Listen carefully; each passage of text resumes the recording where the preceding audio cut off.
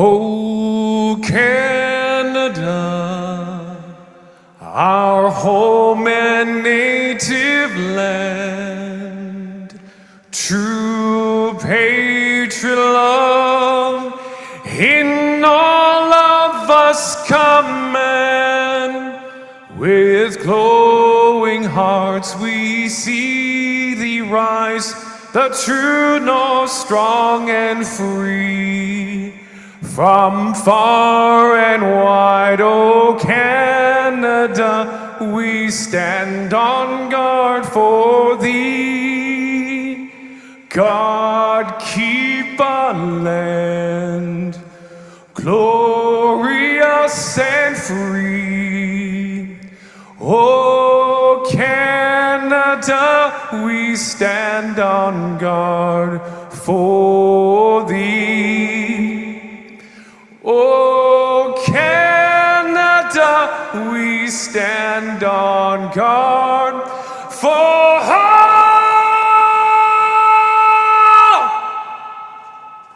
thee.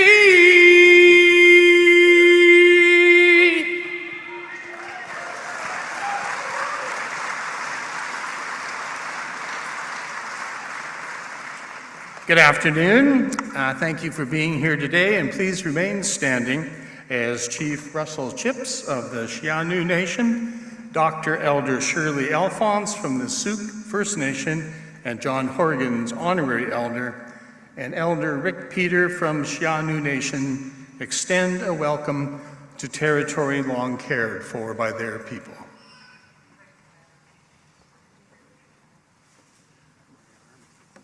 Welcome to the traditional territories of the Songhees and Esquimalt, the Columbian-speaking people, and the shared territories of Beecher Bay and Souk. It's an honor to stand here with my friend John from Langford. I'm going to miss him, and it warms my heart that everybody is standing here, all these people around, here to express joy, share love, share hope. Something that he shared with me all the time was hope, and there's just not enough of that going around. And to see you here today fills my heart with joy. And I know we always, as political leaders, get the forefront of things. We always forget that we have beautiful people standing behind us. Ellie, I'm so sad and I'm so sorry. I love you, I love your family, and if there's anything I can do, our community can do, we're willing to give back. We love you. I'm just going to introduce Rick Peters. Just introduce us. Siam Chilchu, Siam the Slaniness White Coat, Heis Concept, Siam, Heis Concept, News Solution Sip, Siam. Brothers and sisters, welcoming each and every one of you here to honor a beautiful brother, husband, friend.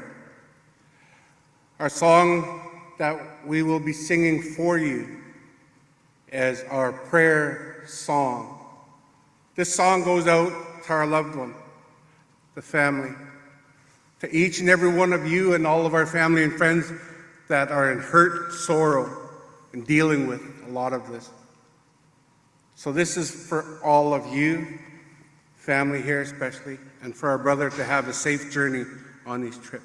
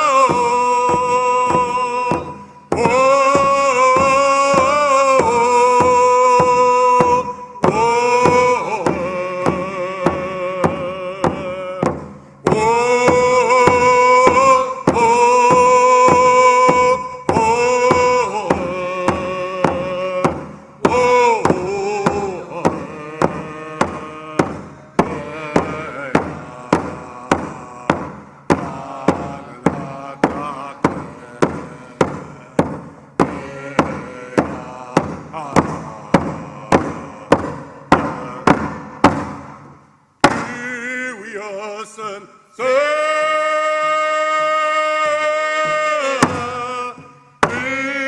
are son.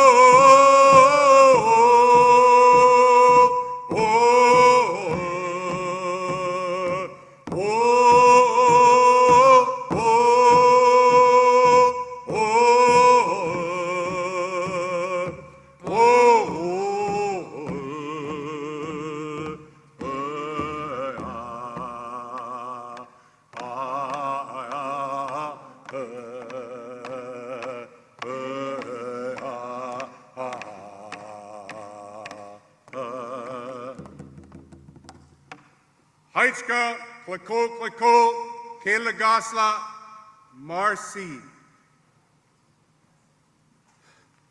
Our brother, hey, merci, Sheshe, Doje, Aligato, merci beaucoup, Dankevel, Petins, Hawa, Gracias, Megwet, Shalamat, Dankevel. Thank you very much. Usia.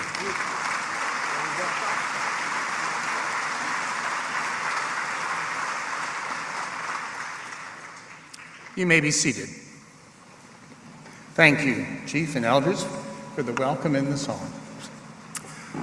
My name is Reverend Keith Howard, and over 30 years ago, John and the Horgan clan attended the congregation I served in Colwood. So it is my privilege to welcome each of you and to guide us through this event this afternoon, which is really a combination of a wake, a celebration, and a funeral.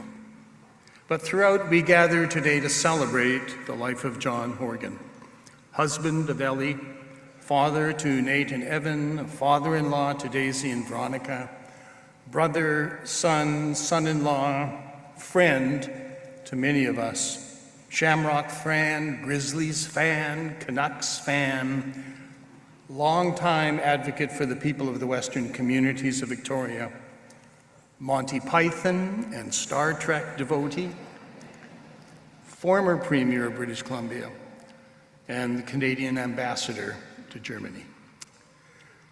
Ellie tells the story of when they first landed in Germany to take up the position of ambassador.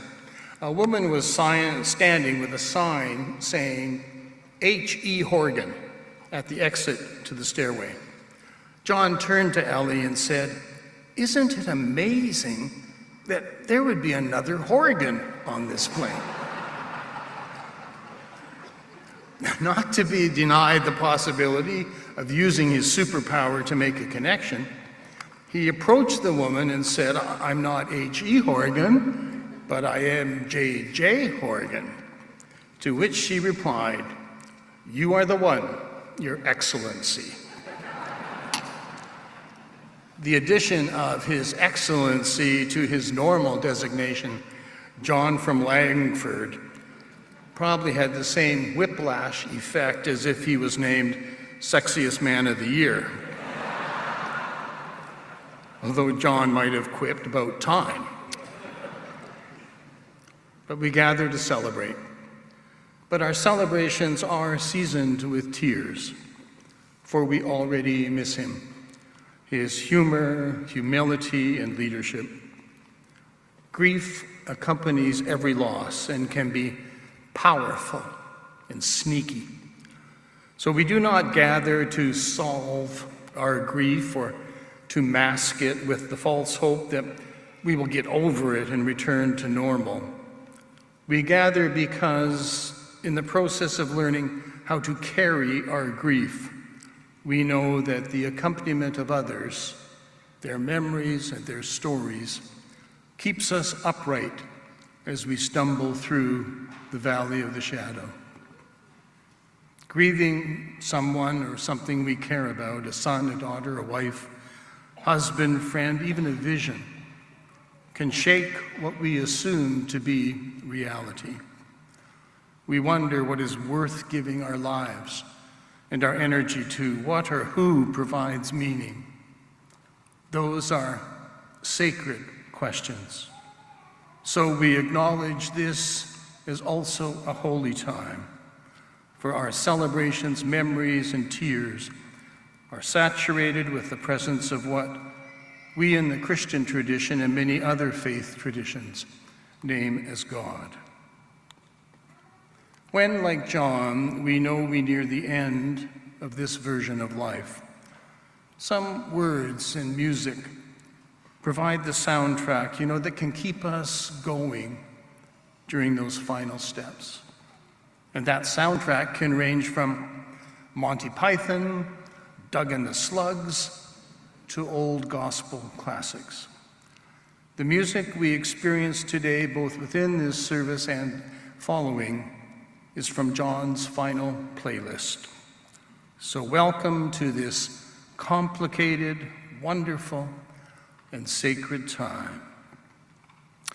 Please stand as you are able or so inclined to sing a couple verses of that old gospel hymn with Al, Carl, and Nate.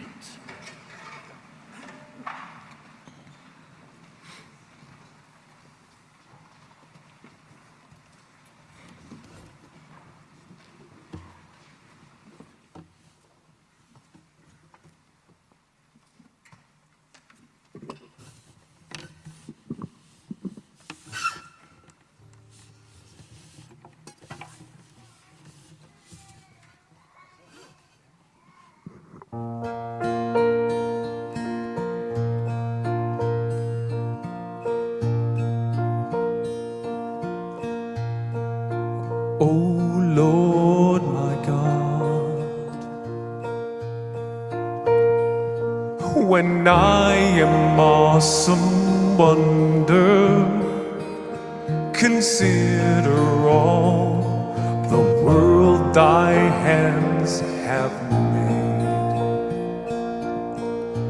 I see the stars, I hear the rolling thunder, thy power throughout the universe displayed. Then sings my soul, my Savior God, to thee. How great thou art, how great thou art. Then sings my soul, my Savior God, to thee.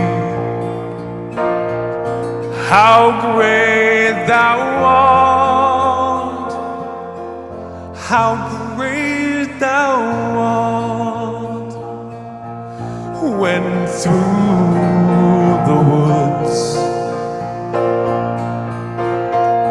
and forest glades I wander and hear the birds sing sweetly in the trees. When I look down from lofty mountain grandeur and see the brook and feel the gentle breeze, then sings my soul, my Savior God, to thee. How great thou art, how great thou art. Then sings my soul, you're my Savior God, to thee. how great thou art, how great thou art.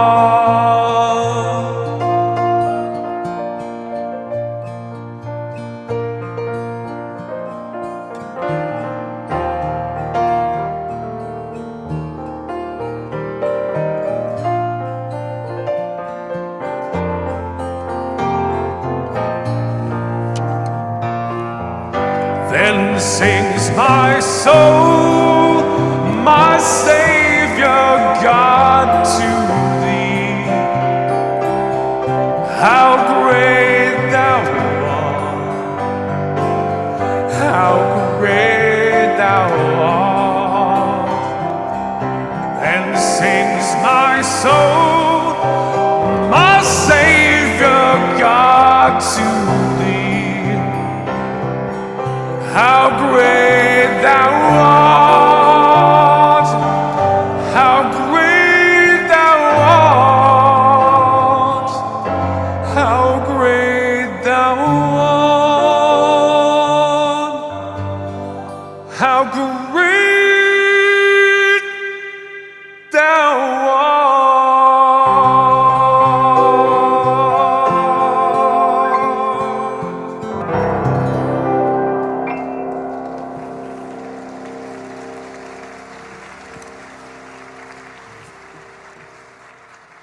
Thank you, guys. Wonderful. You may be seated.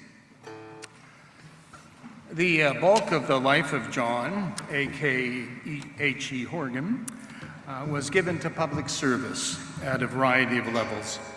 I would like now to invite Her Honor, the Honorable Janet Austin, Lieutenant Governor of British Columbia, to speak. Thank you very much. Elders and chiefs, Ellie and the whole Horgan family, Prime Minister Trudeau, Premier Eby, Governor Inslee, premiers from other jurisdictions, so many distinguished guests, I couldn't possibly name you all, but we are all friends here today.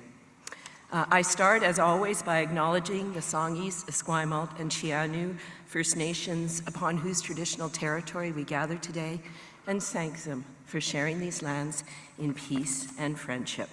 Aitzquaicho, Steracha, Aikonis Quinangahela, which is good day, friends. It's good to be among you today, and I do mean that so very sincerely. I am so deeply honored to share a few brief reflections about former Premier John Horgan. As we've heard, John from Langford, as he wished to be known. He was a fine man who loved this province and everyone in it. I thoroughly enjoyed the time that I spent with him. I loved his quickness, his corny but charming sense of humor, and the litany of groan-worthy dad jokes that he showered upon the entire population of British Columbia. I miss seeing him at Government House events. He was always the last to leave. I used to tease him by giving him my keys and saying, "Okay, John, when you're ready to go, you lock up, I'm going to bed." But mostly, I loved his kindness and the good intention he brought to his work and to his interactions with everyone. Despite his many contributions and accomplishments, he remained remarkably without ego. For him, it was not about needing to be right, but about getting the right decision. John understood that a vigorous exchange of different thoughts and perspectives is essential for a democracy to thrive, thus enabling people who disagree to share power. He believed in our ability to work together, despite all that would divide us. And he believed in our democracy, this sometimes chaotic, often raucous, perfectly imperfect system that, despite its flaws, has ensured that we are governed in peace, that our human rights are protected, and that our institutions function objectively and evolve in a transparent fashion. There is a saying that the best person to give power to is the person who does not seek it. That was John. He could be trusted with power because he would use it wisely and for all the right reasons. In a world where public trust is hard won and easily lost, John was an exemplar of authentic leadership. He dedicated his life and his heart to the people of British Columbia, and he earned the respect and affection of allies and opponents alike. a rare feat that speaks to the depth of his character and to his good intent. Public service, as you know, isn't the glamorous path that some people think it is. It's grueling, often thankless, and it demands one's whole self. And John gave us his all. We are poorer for his loss, but so much richer for having known him. And for surely he will live long and prosper in our memories of him and in his many gifts to British Columbia. Wasn't he marvelous? Hajka Siem.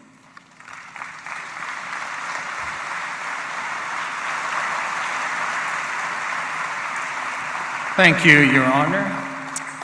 As we well know, the lives of us as individuals and as a province are intertwined with the direction of our country. I would now like to invite the Right Honourable Justin Trudeau, Prime Minister of Canada, to offer a few remarks. Prime Minister.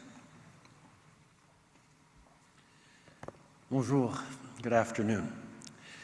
We all gather here today by the thousands because there's so much to admire about John as a dad, husband, leader, and friend. Although part of me still insists he's not actually gone, he's just pining for the fjords. Combining progressive values, pragmatism, wisdom, and compassion, he never shied away from challenges, but above all, he had an extraordinary sense of humor.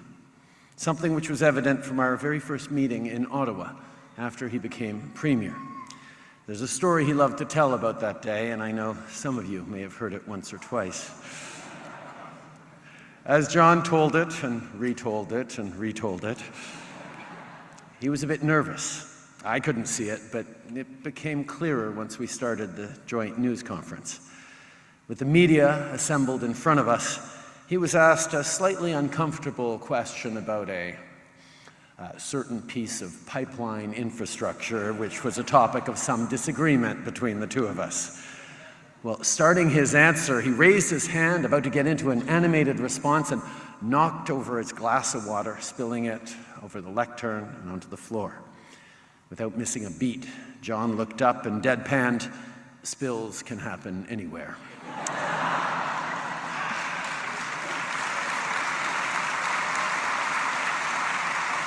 Of course, not to be outdone, I said, no, people will clean that up, don't worry.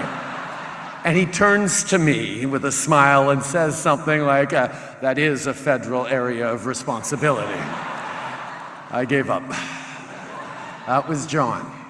Quick-witted, brilliant, but unflinching in his values and beliefs. Une des choses qui faisait de John un homme aussi exceptionnel, c'était sa capacité de rassembler les gens, à les unir et faire en sorte qu'on travaille ensemble pour le bien de tous. Et la pandémie a été un des exemples les plus marquants de ça. During the pandemic, John stepped up as chair of the Council of Federation to save lives. But more than that, he recognized the cracks in our healthcare systems that the pandemic exposed. And he spearheaded an effort to land a new deal between the federal government and provinces over healthcare funding. Now, as decades of federal provincial history has shown, that's no small thing. But John was determined in the way that only he can be. So one brisk late autumn evening in Victoria, the two of us together sat down in a lounge in the legislature, ordered what would prove to be too many pizzas and too few beers, and we talked as friends and partners about the future. I felt John's vision and passion for a stronger, healthier Canada all through that evening. And after a long night, we got a deal done. Oh, it would take months for the officials and ministers to put to paper the $200 billion for family doctors, for mental health support, for reduced backlogs, for better data.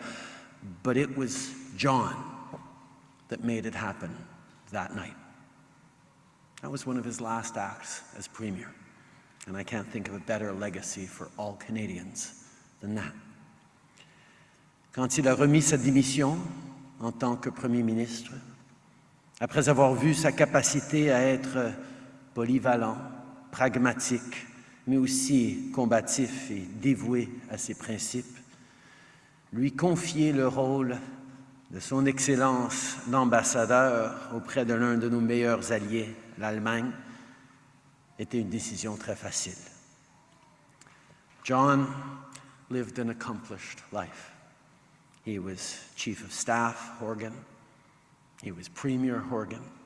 He was His Excellency Ambassador Horgan. But the people lucky enough to have known him, to the people of British Columbia who greatly admired him and who he so clearly loved back, he will always be John from Langford.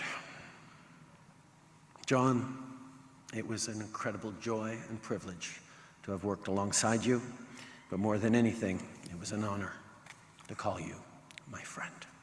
Merci, mon ami.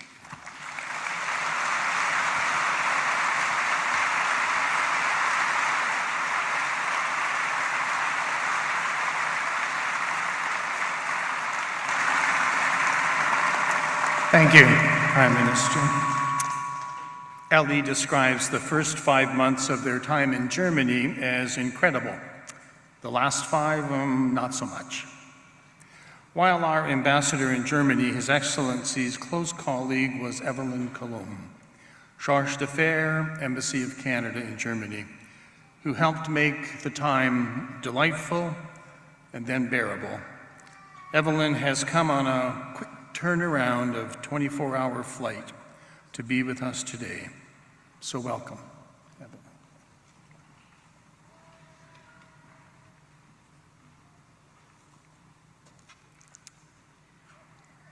Ladies and gentlemen, meine Damen und Herren, chers amis du Canada, this is how John would start all of his speech in Germany, so in his honor, I'm doing the same today. So my name is Evelyn Coulombe. I'm the Deputy Ambassador at the Canadian Embassy in Germany, and I was basically John's second in command. I feel so grateful and lucky to have met John and Ellie, and I came all this way from Berlin on a personal trip because I wanted to honor Ambassador John Horgan, or His Excellency Horgan, unser Botschafter, like we'll say in German, and hug the love of his life, Ellie, and pass on my condolences to his sons and their spouses.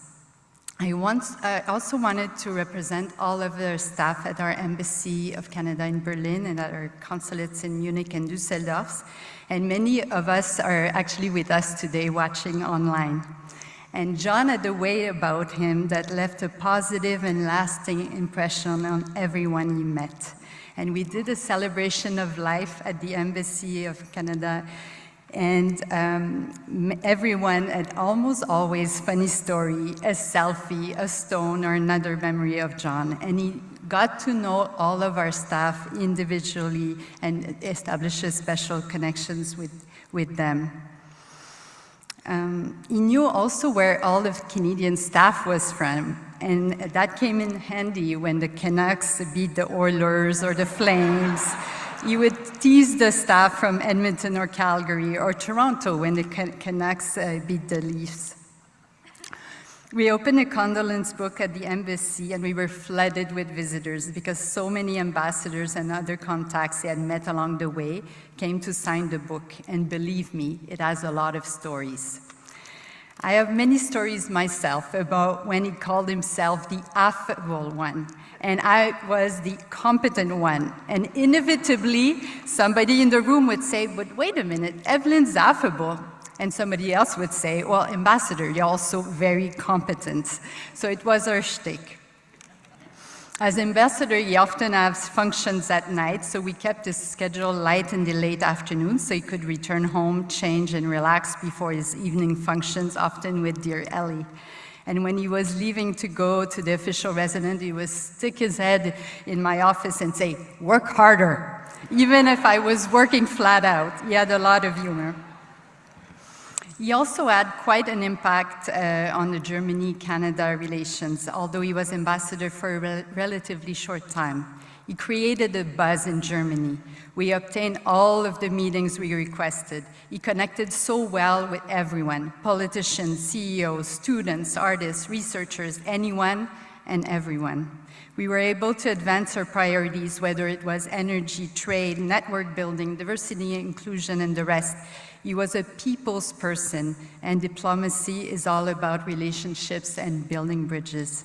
He was a great ambassador, a great public speaker, a great representative of Canada, and he displayed a perfect balance of strengths and vulnerability that made him a true and authentic leader.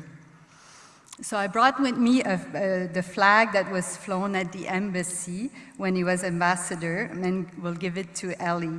And it is more of a military tradition, but when our defense attaché, it's called a colonel, an ambassador would call him colonel, had the idea, I thought it was a great idea.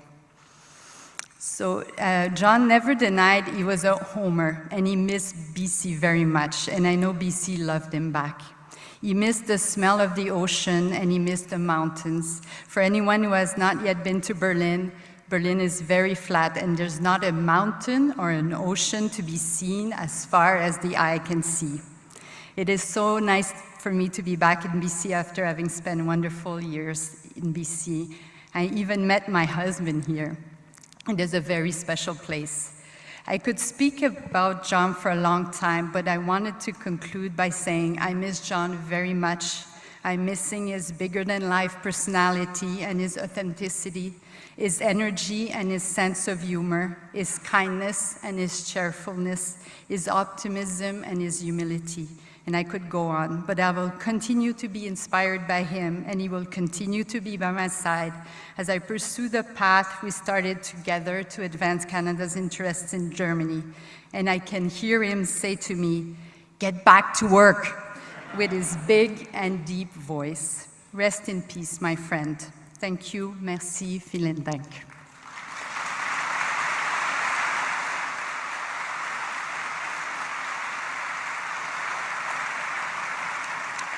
Thank you, Evelyn, for making the trip and for those comments. I would like now to invite the Honourable David Eby, Premier of British Columbia, to come forward on behalf of the province. In fact, there you are.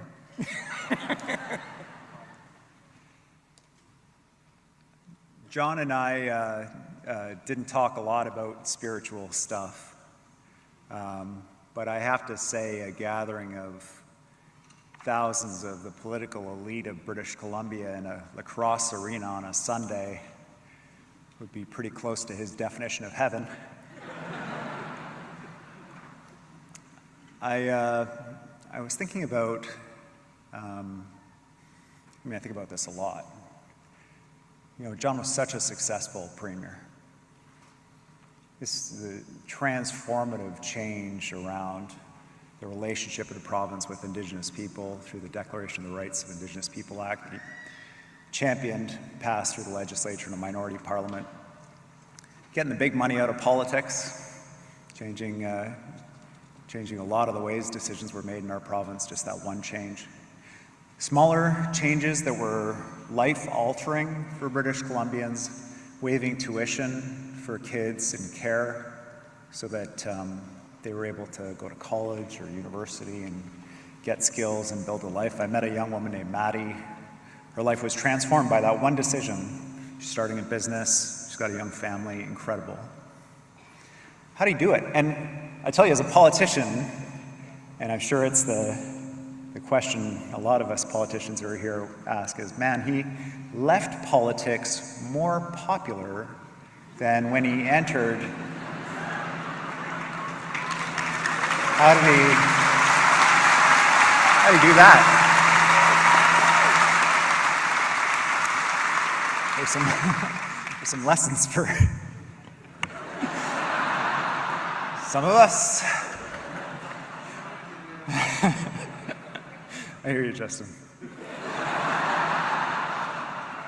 So I was thinking about it, like, what is it? How do you do it?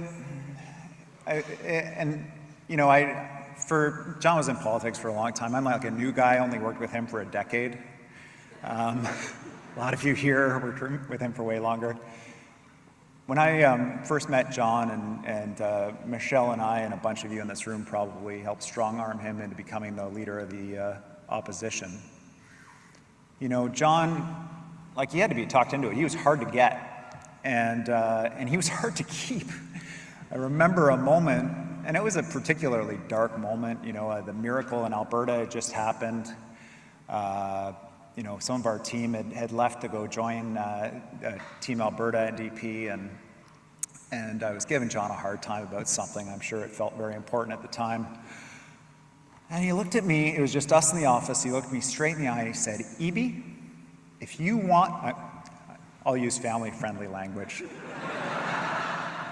He said, "If you want this job, then I'll leave the keys right on this desk, and you can knock yourself out. I'll be the happiest guy in town."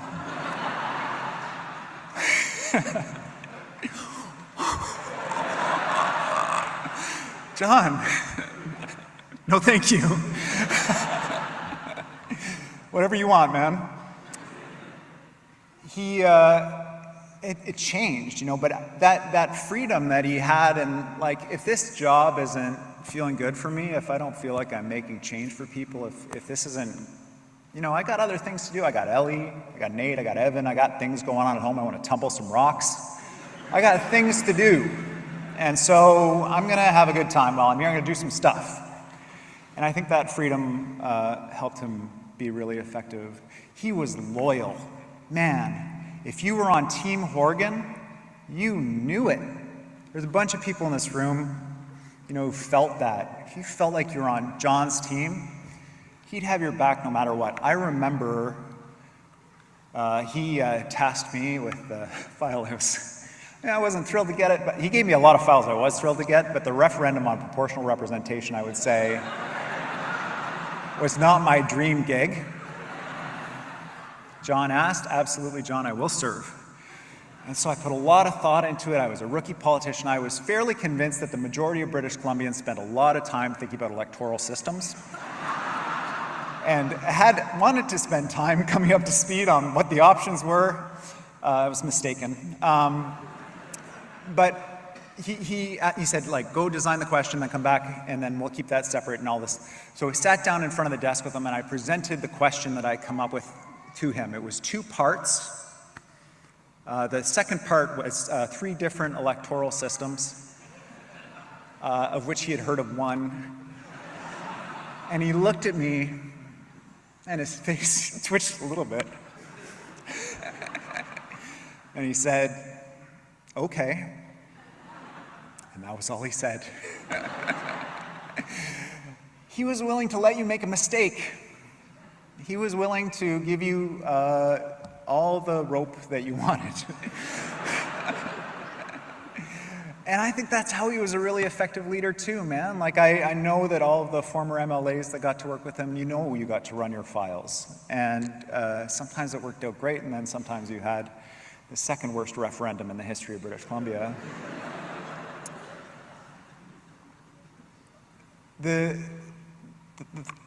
Just the third piece was, you know, I talk about being on John's team. I mean, there were groups that you knew weren't on John's team, you know, the Turkeys, the Gnomes in Zurich, those are bond rating agencies. And then there was the columnists. I hope that's not offensive to anybody here. But John's tent was always open. His team was always, these folks were just mistaken, right? They weren't actually bad people. They were just mistaken. And one of the things that John said to us over and over in caucus was, you know, the majority of province is New Democrat, they just don't know it yet. Go out there, talk to people you haven't talked to before. One of the biggest mistakes that I thought John made that turned out to be one of his smartest decisions was he made the call. We had just been elected in the minority parliament. Look at all these members of the I know there are members of the public service here. Again, I don't mean any disrespect by this. Looking at these deputy ministers who had sat down with the BC Liberals side by side through all these estimates processes we went through and everything, and now they're supposed to work with us. And I was like, John, you gotta fire these people. What's wrong with you? They're BC Liberal people. And John said, no, we're not firing these people.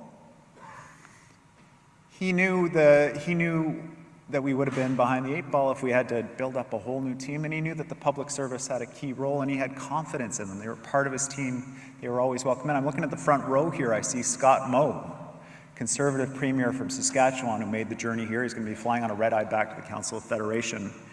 A significant effort to be here, Scott. It's so good to see you and your family here.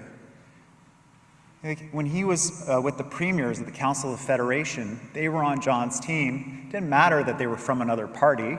Everyone was working together for a purpose. And he always believed, and I'm sure British Columbians felt it because they gave it back to him in the 2020 election result.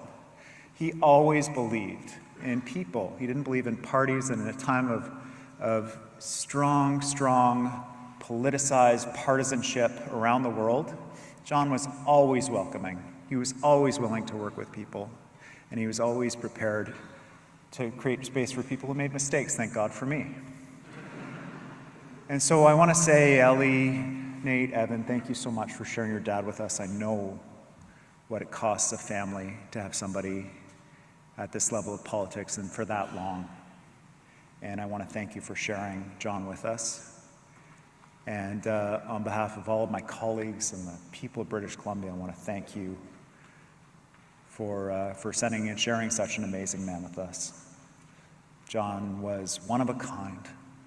He was a remarkable man. He was a mentor and a coach to so many of us here.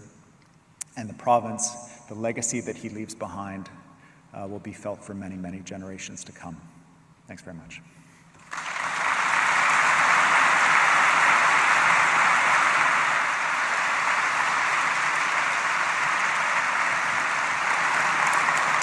Thank you, Mr. Premier. Each of us really only knows a part of another. We peek through the knothole at a life constructed. And many fine things were written and spoken about John following his death. And I encourage you to Google those, if only to deepen the palette of your memory. Friends and families have scrapbooks of personal memories. I spoke with John and Ellie the afternoon before John's death. And among other things, we talked of family and the fine young men his sons had become. Nate and Evan are the top 2. Actually, the only 2 fine young sons. Nate?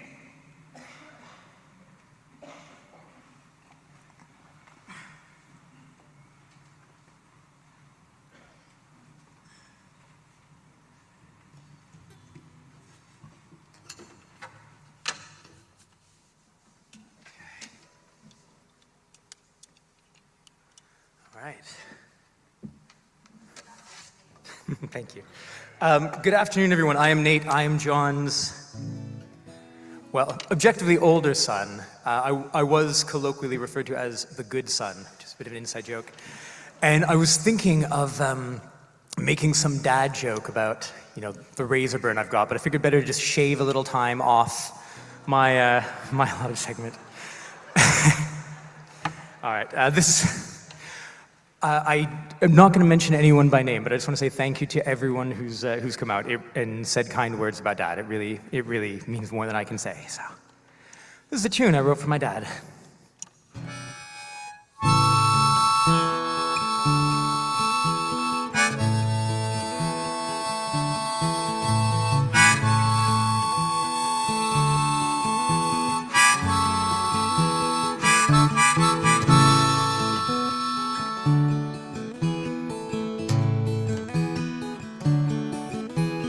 When I was born, your first baby, you were afraid a father to be.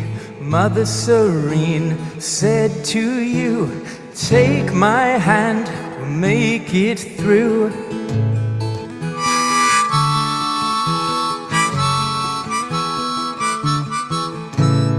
Mountains rise, mountains fall, time goes by, sun makes its way across the sky.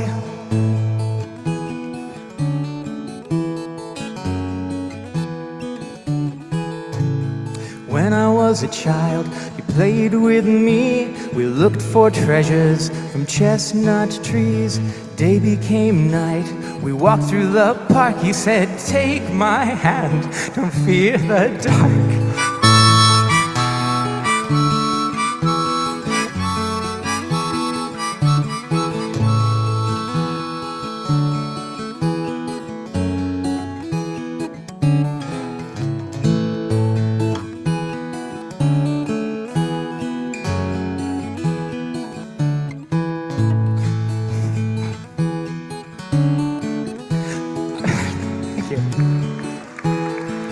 It's okay, there's only 8 more verses. I think I'll be fine. It's fine. Okay, I'll see if I can do a couple more verses though. As a young man, I moved away. I didn't see you every day. But when I got stuck, I called on the phone. You said, son, you're not alone.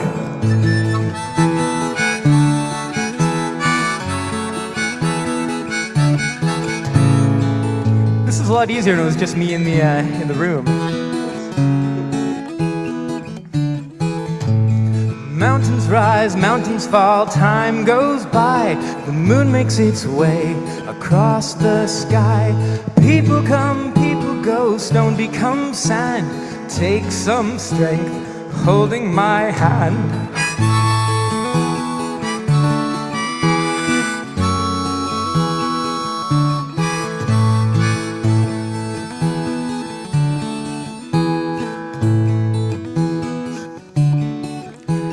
Zoom in so you can get the snot.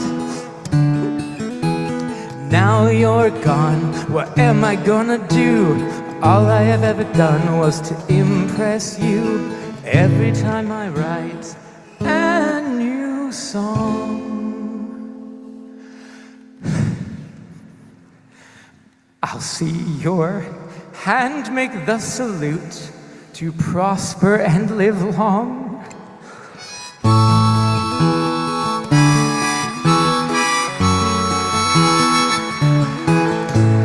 Mountains rise, mountains fall, time goes by. The sun makes its way across the sky. People come, people go, bones become ash. All of our days pass in a flash. Kingdoms rise, kingdoms fall, time becomes down. Look at the sun in the sky. People come, people go, stone becomes sand. I miss you so much. I miss you so much. I miss you so much. Now you're in God's hand. I miss you so much. I miss you so much. Now you're in God's hand.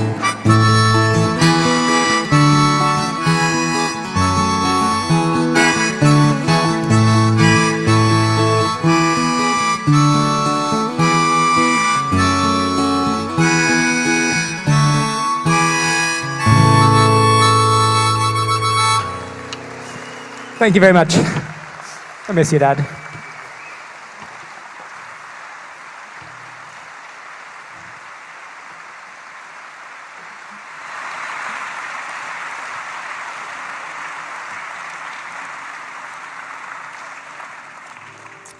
Thanks, Nate. By the way, as an unsolicited plug, Nate is pursuing a musical career in the UK under the name Nate Silas. Check that YouTube channel. Evan, of course, is the other son, and not the spare son, but the other son. And he and his wife also are entering a new chapter, but the news is under wraps until 9 months come. Cat's out of the bag.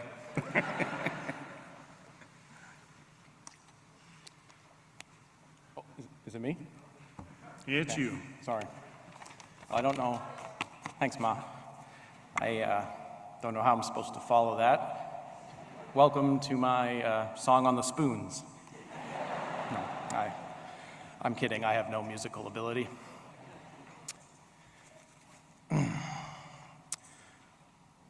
Why do melons get so frustrated at weddings? Because they can't elope. Yeah, I thought Dad would have liked that one. I think he told it at my wedding. I've been told by our good friend Eric, I don't know where he is out here, but he said, as the only blood relative of John who's speaking today, that there are no bounds or constraints on how long I can talk for. I can ramble for as long as I want. A Horgan with a microphone and a captive audience and no time limit is the most dangerous thing in the world. So for the benefit of everyone in attendance today and as a matter of self-preservation, I'm going to try and keep this short and concise as possible. I'd like to start by just saying a couple quick thank yous on behalf of the Horgan family, my mom Ellie, my brother Nate, sister-in-law Daisy, and my beautiful wife Veronica. We'd like to thank all the staff at the Royal Jubilee Hospital here in Victoria, as well as the Charité University Hospital in Berlin. The last few months of Dad's life weren't easy, but every medical professional we met along the way, the doctors, nurses, care aides, administrators, they all treated him with the utmost professionalism, compassion, and dignity.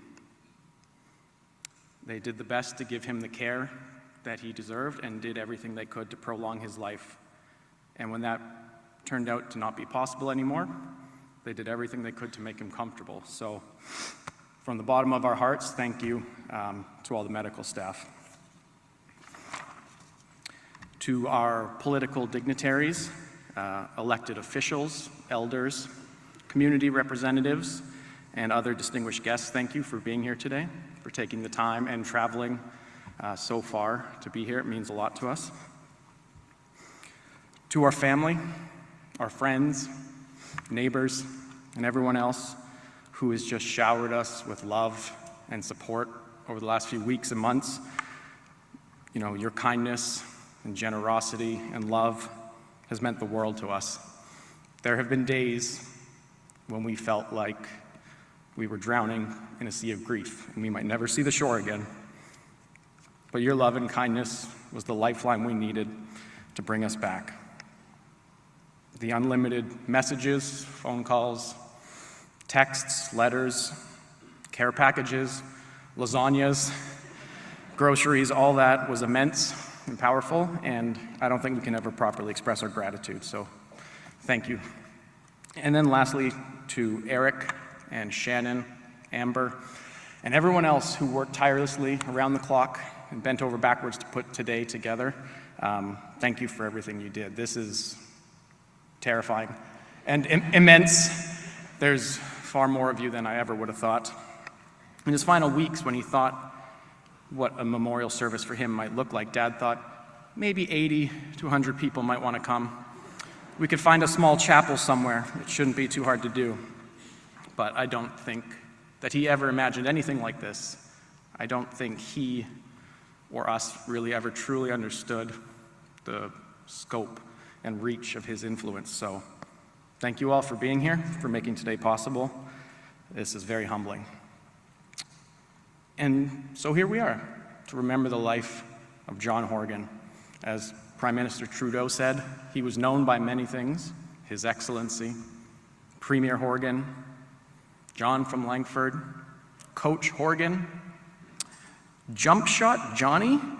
I don't think I ever actually heard anyone call him that, but I think it was a nickname he was workshopping on me one day, and it flopped.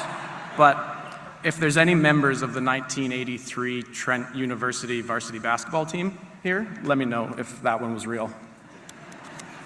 But I don't think so. And while he was any number of things to any number of people, to Nate and I, he was never anything more than just Dad. And he was a good dad. He was the kind of dad who was at every hockey game, in every band concert. He was the kind of dad who would come home from a long day of work, exhausted, and get on his hands and knees and play mini hockey with me for hours because I couldn't stop bouncing around.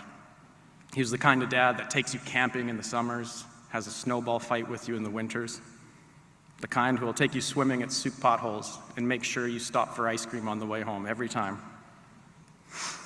He encouraged us to pursue our passions. He took interest in the things we were interested in so he could interact with us and support us.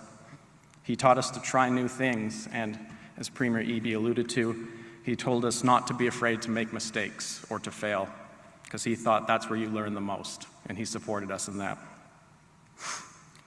He taught us about integrity, humility, honesty. He taught us that the most important lesson in life is to always try your level best. The outcome never really matters as much as the input. Do your best, forget the rest. The beauty of my dad was that he didn't really care for pomp or circumstance. You know, whatever job title he had, whatever station he rose to, and whatever perceived prestige came along with it, that didn't make a lick of difference to him. He was always the same guy. He was just Dad, John from Langford. And I think that's probably why most people resonated with him. You know, he was exactly who you wanted him to be. He was down to earth. He was the kind of person you want to go have a beer, grab a cup of coffee with. He was funny. He had an impish quality and a wicked sense of humor. He loved to make people laugh or play the class clown if he had to. And he was nerdy. Oh, God. He was so nerdy. He loved Star Trek. I don't think there's an episode of any Star Trek series in this galaxy or any other that he hadn't seen before. He loves twice, yeah. He loved Star Wars. He loved Doctor Who. He loved Lord of the Rings. He loved games. He loved playing Settlers of Catan, cribbage, backgammon. He loved doing jigsaw puzzles and spreading them out over the dining room table and mulling about them for days. But as a lot of you know, and I think it's been alluded to, he loved polishing rocks. And he loved sharing them with the people that meant something to him. My mom and I often joke that he was like a penguin. There you go, I see a couple people holding their rocks up. Way to go.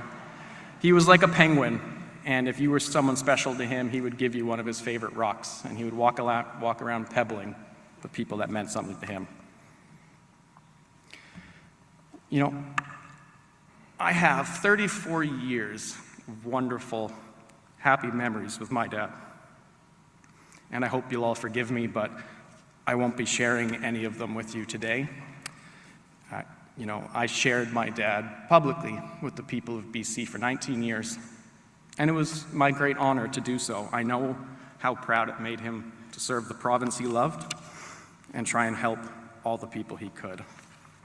But my favorite stories, the best ones that always make me smile, I'm going to keep those for myself and for our family so that on the dark days, we can tell them to each other and try and find some light. I had 34 happy years with my dad, but I thought I'd get 34 more. This grief is thirsty work. In what unknowingly turned out to be his final day, I was the last person to be with him in the hospital. And he and I just sat there chatting for hours, as we so often did 1,000 times before. We talked into the night about all manner of things. We talked about how the Canucks were doing. And if Petey could just find his scoring touch again, they'd be unstoppable. Quinn Hughes is the future. We talked about how he was still upset with the ending of Game of Thrones. We talked about some heavier things. We talked about what advice he might have for me as an expecting father, what his greatest triumphs and regrets were in life. And I asked him, what would he want me to say about him if today ever came? And he said, just tell everyone I did my level best. I love my dad very much, and the world feels emptier without him in it. I constantly find myself feeling homesick for a place that no map can ever guide me back to. So I'd like to end on an analogy I heard the other day that I think is quite fitting, and hopefully some of you will agree. It says, grief is like a stone that you carry with you in your pocket. It's always there, and you will always feel its weight. At first, the stone is jagged and sharp. Its edges stab and scrape at you constantly. But as time goes on, you get stronger and stronger. As you continue to carry it with you, the edges of the stone get worn down. They're no longer as sharp. Over time, it becomes rounded, smooth, polished. So it's no longer a sharp stabbing pain, but simply just a dull weight that you carry with you. As you get stronger, it's not that the stone ever goes away, it's that you become more familiar with it, and it gets lighter. I saw a few other people holding up their stones. This is a stone from Dad that he polished for me. Nate has the exact same one. They're cut from the same rock. I carry this stone with me every day, and I will forever feel its weight. His name was John from Langford. He always did his level best. We are proud of him. We love him, and he'll never be forgotten. Thank you.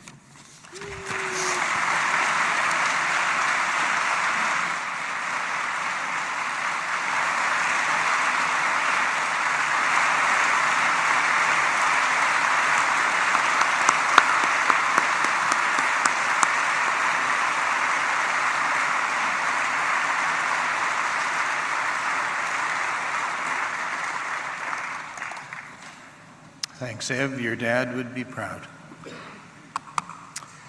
As you have gathered, John called many people friends as well as colleagues.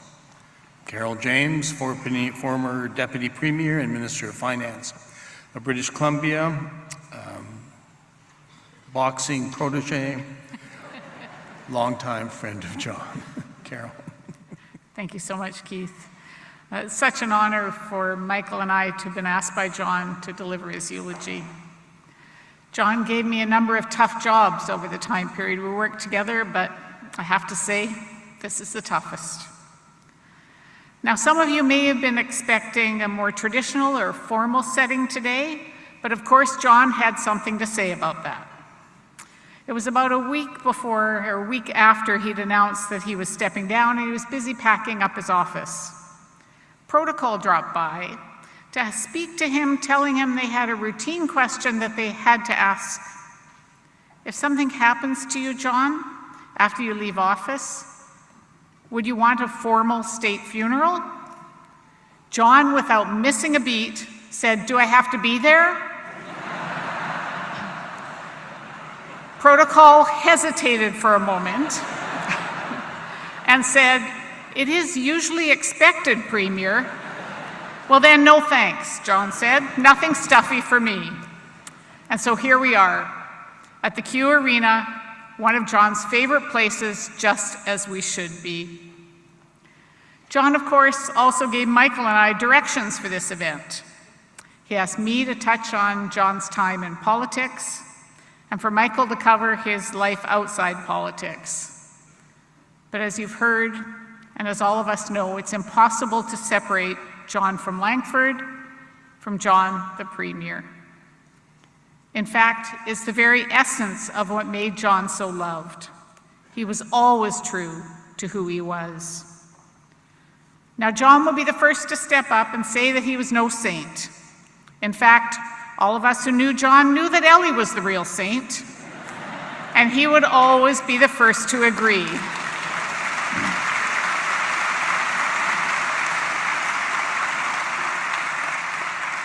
They had a partnership and a marriage that was envied by all. John began his journey in politics after obtaining his master's degree in history in Australia.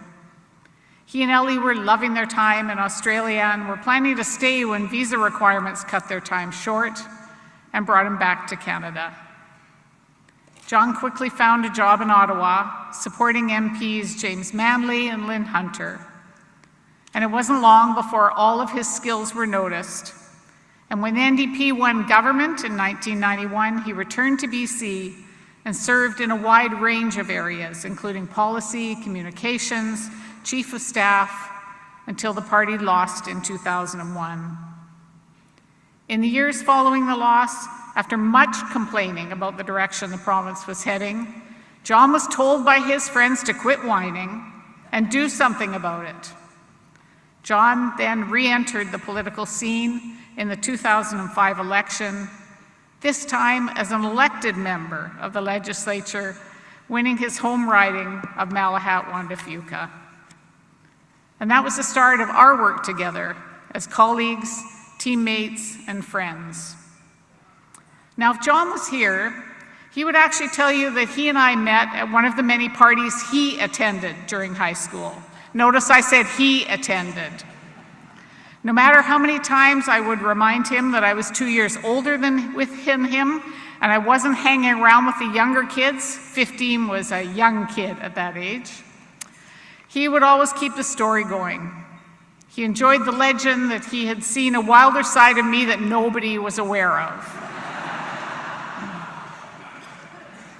Now, during John's time in opposition, he was passionate about his work, and he quickly became a front bench opposition critic. But part of the role of being an opposition member means opposing the government direction, and proposing ideas most often ignored by government was not his favorite part of the job. It left him feeling frustrated and wishing he could do more. John had served in staff roles in government. He'd seen the real difference that could be made for more people on the government side of the legislature. But he managed to deal with that in opposition because he went back to his roots. He focused on serving the people in his riding. Barbecues, visits to schools, Remembrance Day services, trips from Jordan River to Souk Flats to Shirley to Langford showcased his natural ability to connect with people. The NDP's return to opposition in the 2013 election left the party feeling discouraged, but also determined to find a leader to unite us and to get us back to work. It wasn't long before John's name came up, and a group came together to convince John that he should put his name forward. John, of course, during that time period, spent his time trying to convince other people to step forward, encouraging the next generation to take their turn. But the choice was clear. In a show of unanimity, John was chosen leader, and what a choice that was. In 2017, John ended the BC Liberals' 16-year hold on power, forged a confidence and supply agreement with the Greens, and moved into the Premier's role as head of an NDP minority government. And the legacy of Premier John Horgan began. Now, no one was more surprised than John at how much he loved the job. He thrived on the opportunity to make connections all across the province, and he reached out to people everywhere he went. And he went everywhere. Road trips across British Columbia, building connections everywhere he traveled. I had the good fortune and sometimes the challenge of joining him on some of those trips, which often required making unexpected stops when John decided something interesting would catch his eye.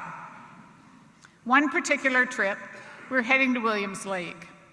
And as we were leaving, my husband Al asked John if we were going to make a stop at Surplus Herbie's. Well, that certainly caught John's eye. He loved nothing more than wandering through antique stores, surplus stores filled with things that you would never ever need, but great to browse through. So, of course, we made a stop at Surplus Herbie's. Now, John happily wandered the packed aisles while I waited impatiently, I admit, at the front of the store. But I noticed a shopper peering around the corner. He looked around the corner at me. He'd go down the other aisle. He'd look around the corner at me. Finally, he rushed down towards me, yelling, "I know who you are. Wow, I never thought I'd meet somebody famous in Surplus Herbie's. It's so amazing. You don't have security with you. You're just hanging out at the store. It's really wonderful to meet you. And he headed away. Not a minute later, I heard him a few aisles over, greeting John. Wow, you're here too. I can't believe it, it's my lucky day. 2 famous people in this store? He then headed to the cashier and loudly told her, "You will not believe it. What are the chances I get to meet the Premier of the province and then the Leader of the Opposition, both in surplus Herbies at the same time?" Now, John loved to tell this story as a reminder that none of us as politicians should ever take ourselves seriously. The titles didn't matter. It was the connection with people. It was the work we did for him that mattered.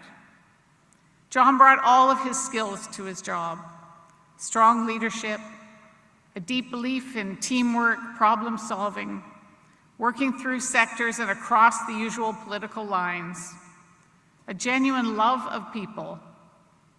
And he did all that with staying true to who he was: pragmatic, practical, down to earth, funny, caring, compassionate, deeply cared about justice and fairness, and he was driven to get things done for people. As you've heard, John loved nicknames, and soon Premier Dad, the People's Premier, and John from Langford became his monikers. He was one of the most popular premiers we've ever seen, respected and loved by people across the political spectrum. The outpouring of stories and encounters with John has been overwhelming for everyone. People always felt they knew him personally, whether they had met him or not. And while John was deeply touched by the support he received, it was his accomplishments, the differences that he made for people, that he was most proud of. For John, it wasn't about who he was. It was about what he could get done for the people of British Columbia. Now, there isn't enough time to list all the things John achieved, but even a short list of the highlights make it clear the positive impact that he had.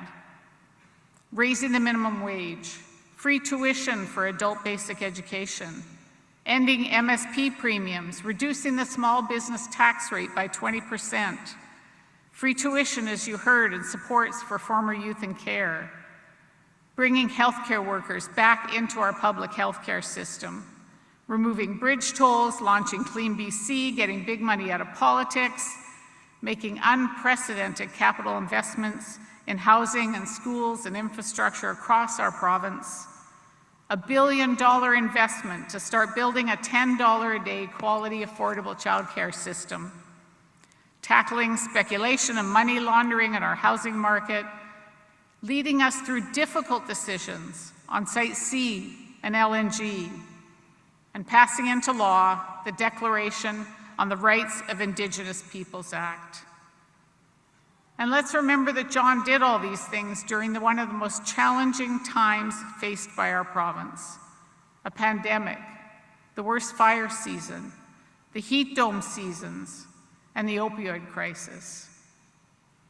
All of those challenges simply highlighted John's leadership style. He believed deeply in teamwork. He expected those around us to use our skills and expertise, and in turn, he held us accountable. John respected the many roles that made up our democracy, people at the center, with the government, opposition, members of the legislature, the civil service, staff teams, and yes, even journalists, all doing their part in a strong democracy.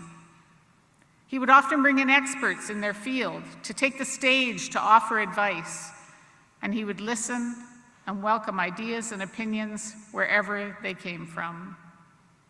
He was passionate about his role, and he took his responsibilities seriously. But through it all, his sense of humor and his ability to have fun remained strong. I don't think there's a story that doesn't involve John's antics in one way or another. Everyone knew that John loved a good laugh and was a great storyteller. So as I wrap up, I thought I'd share just a few of those stories involving John. things I had a front row seat to observe, some insights into a few of John's endearing traits that he would sometimes use to his advantage. Number one trait, John would never pass up an opportunity to mention that he was Irish. In fact, more Irish than Ireland, I believe, after hearing him mention it every chance he had. Being Irish was John's explanation for everything he had ever done. Too emotional? I'm Irish. Too sensitive? I'm Irish. Went on a bit too long in the speech? Well, I'm Irish. Used unparliamentary language in the legislature? I'm Irish. I honestly had no idea until working with John that being Irish was so complex and covered so much ground. Just to show you the impact of this trait of John's, there was a day in the legislature that some of you may remember where John, yes, used the F-bomb. The next day I was out on my early morning walk, and I can't tell you the number of people who stopped me to say how great it was that John said what he said. They agreed with him. Could he please tell John to keep it up?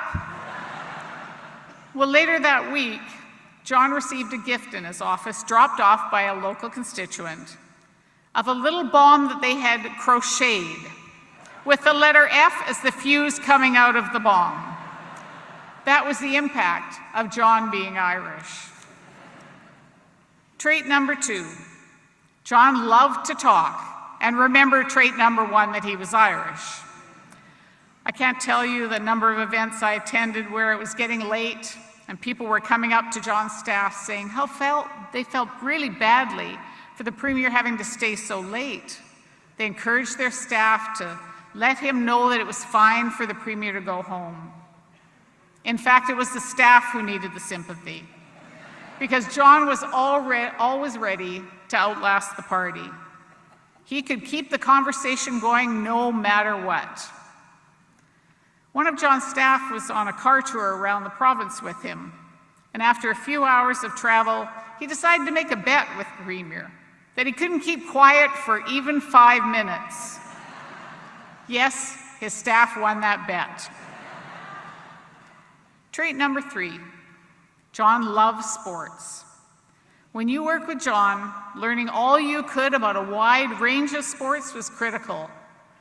I was so grateful that my grandson Charlie had a love of hockey trivia that he and John would compete at, so I could at least have an in on the sports section. If you'd seen his office, you would have seen the memorabilia, and I'm sure that the walls in the legislature are just fine despite the lacrosse ball that was being tossed at them constantly while John was working through another one of the problems of the day. He'd find ways to incorporate sports into all his meetings, his speeches, his events, you name it. He'd even find a connection with sports with every dignitary who visited his office, whether their team had won a contest, whether there was a cup or a game he'd seen, or he'd seen something in the country. The only time I saw it backfire on him was the royal visit with the Prince and Princesses of Wales, Prince William and Kate. Now, you're not supposed to engage in conversation in the receiving line. And of course, we'd all been given these instructions. Keep the line moving, just a simple greeting, that was all you were supposed to do. But we all know John. And remembering those traits, I'm Irish and I love to talk, John started chatting with Prince William about cricket, saying that he had played cricket, and mentioning a number of tournaments that he'd seen. Prince William nodded, and in a perfect response, smiled and said to John, "Oh, cricket, that's my grandfather's sport."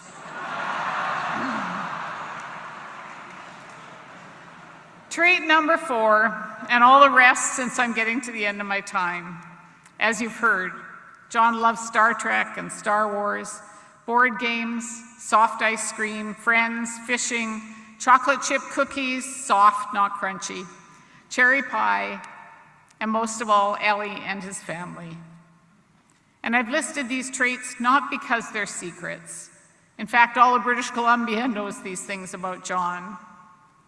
But because all of these things illustrate for me so clearly John's biggest strength. He was always true to who he was. Whether John, the Premier of BC, John, our colleague, our leader, our friend, our boss, our neighbor, or MLA, John was always John. He truly was the Premier's Premier, people's Premier, and we're all better off because he shared himself with all of us. He will be so missed, and we're all so grateful to Ellie, Evan, Nate, Daisy, and Veronica for sharing John with all of us. Rest well, dear friend. You'll always be loved and remembered. Thank you for making our province a better place. Thank you.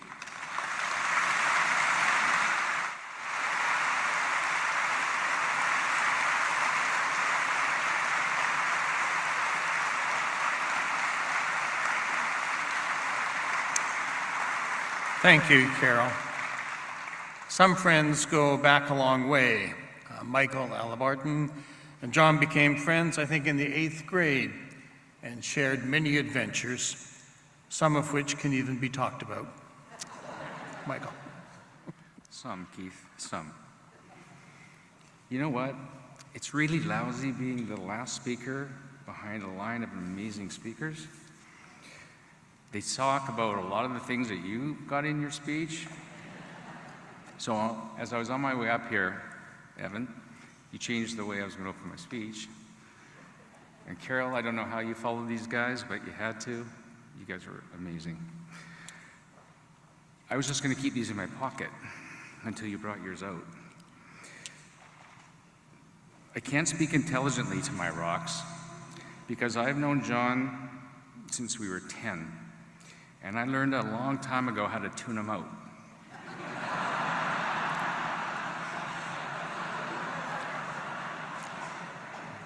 Now, I wasn't going to open this. Evan, you killed my whole opening. Just like your old man. So, I keep these on my desk at home.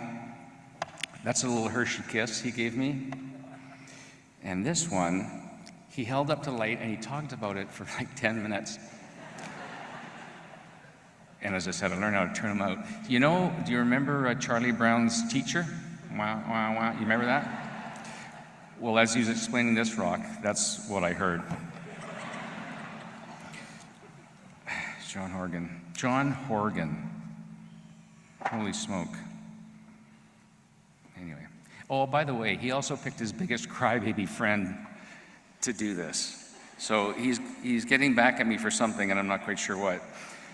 But what I wanted to say before Evan interrupted me was I wanted to say John Horgan, the only post-middle-aged man that I'm aware of to use the words woke and lit in the same sentence.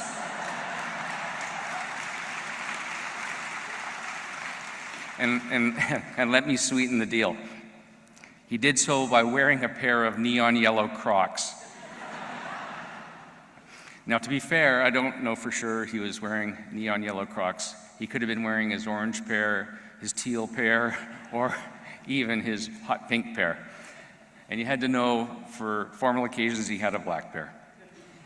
And Evan, your mom tells me that you've shoddy the yellow ones, right? Nate, Ian, you got a pair? Okay, well, way to keep your dad's sense of fashion alive, Ev. Now, for those who didn't get the woke lit quote, let me just quickly help you out. So during, as Premier Eby was saying, during the 2018 proportional representation debate, John wanted to illustrate to the youth vote how much hipper he was than Andrew Wilkinson. Just think about that for a minute. When you have to prove that you're more hip than Andrew Wilkinson. Now, don't laugh and don't cry, Kate, because I got a lot of stuff to do here. You're just gonna. So, and here it is. If you were woke, you'd know that pro rep is lit. There it is. Yeah, no, he actually said that. I can barely read it, and it kind of just like hot butter off a knife. It just came out of his mouth. It was unbelievable. 3-second comedy McNugget. Now, I couldn't help myself. I couldn't. So I had to do a quick sort of YouTube search to see if this little word salad was still being served up somewhere online. And it was, sure enough, 3 seconds, 2,600 views, 11 comments. Just slightly shy of a Taylor Swift download. The best comment, wait for it, from Rat Guy 101, who simply said, "Dad, stop."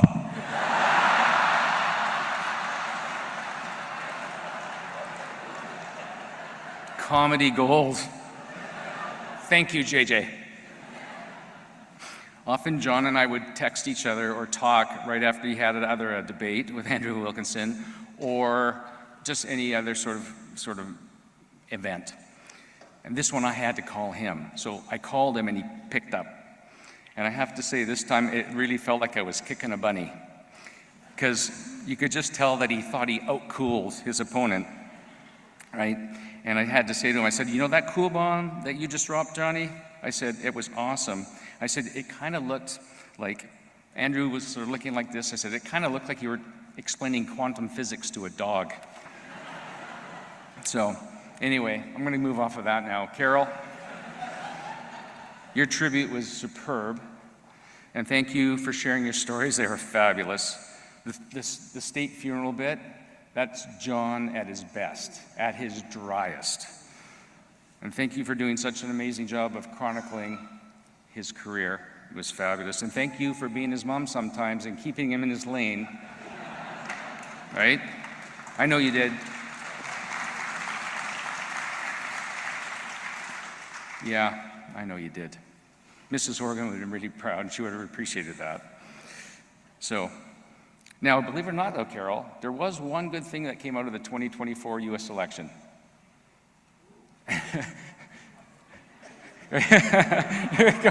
You're ready for this, aren't you, Mr. Prime Minister? I was like, oh, goody. There's got to be something. One good thing, that's it. Debate committee rules.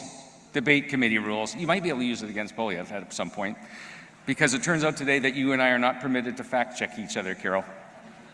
But I have to fact check you on just one little thing. And that's that John's first political victory was not in 2005. It was actually 28 years earlier when he won his first general in 1977. And what makes this fact even more interesting is he narrowly defeated my now wife, then Pat Hallam, when they ran against each other as Reynolds Secondary School Student Council President. That's pretty weird. Now, Pat is not what you would call it a modern-day election denier, but she was never happy with the outcome. But that's okay, she forgave, she forgot. 6 years later, she hired John at the keg as a waiter. True. She hired him as a waiter, but not before she ceremoniously stuck him in the dish pit. So it turns out still waters do run deep, and if John ever taught me one thing, it was to never piss off my eventual wife. Truth is, every keg waiter has to do their time in the dish pit. I had to do my time, but I can't help but feeling there was just a tincture of "that's what you get, Horgan," coming from Pat. Anyway, the stories we tell. Societies are built on the stories we tell, the stories we share with one another, which is to say we're all born destined to become storytellers. And I am absolutely honored that Johnny asked me to be one of his today. But quite honestly, as honored as I am, there's a bit of guilt that goes with that too, because he had such a deep network of friends, many who could stand here and share a library of tales. To all of you, I hope that my stories, in some way, they feel familiar, if not in context, at least in spirit. And the personal insights that I'll be sharing will place a lens in bringing all John's amazing attributes into focus. Now, if you're interested in doing a deeper dive into his background and his career, go to his Wikipedia page. I have never been to his Wikipedia page until Johnny asked me to do this. And I went there, and not one story I'm going to be talking about today appears there. John asked that I share the unvarnished version of him. A heckler. A heckler. Get up here, kid. Anyway, he likes me. He asked me to share the warts and all version, if you will, the stuff Wikipedia is not privy to. But the truth is, so much of one, the public John, feeds into the other, the private John, as everybody has said already. So before moving on, I should properly introduce myself so you can truly appreciate the depth of my relationship with John Horgan. My name is Michael Elarton, and I am one of John's friends. That's it. Like so many here and around the globe. I do, however, belong, along with 4 others, to a group that consider themselves John's life buddies. Those early friendships that no matter what cannot be undone. Within our life buddy group, and so there are no hard feelings, I'm going to go by age. Our town elder, Drew Finnerty, Keith Bridge, Dale McMillan, myself, Clayton Booth, and the baby buddy of our group, John Horgan. Reynolds Roadrunners all.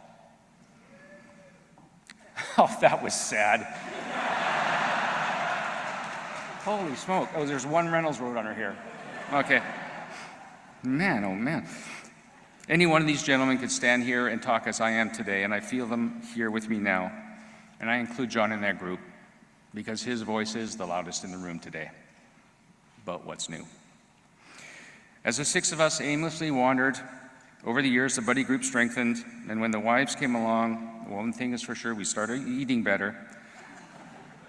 And I'm going to introduce them by name too. So Drew's wife Shelley, Keith's Bridget, Dale's Rita, my election denier wife Pat, Clay's Linda, and of course, what's your name again?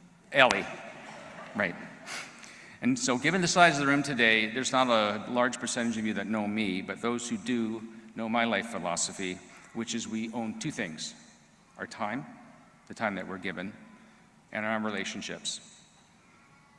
So why do I share my life philosophy? Well, because he may have articulated it differently, but John shared the same, 100%. And he just made a significant investment in those 2 constructs, time and relationships. With whom and how he spent his time was very important to him. So those of you who happen to run into him on the street, and he spent time speaking with you, or maybe changing your flat tire, right? Don't ever think he did it to curry political favor. He did it because he wanted to. He was just that curious. He was just that kind.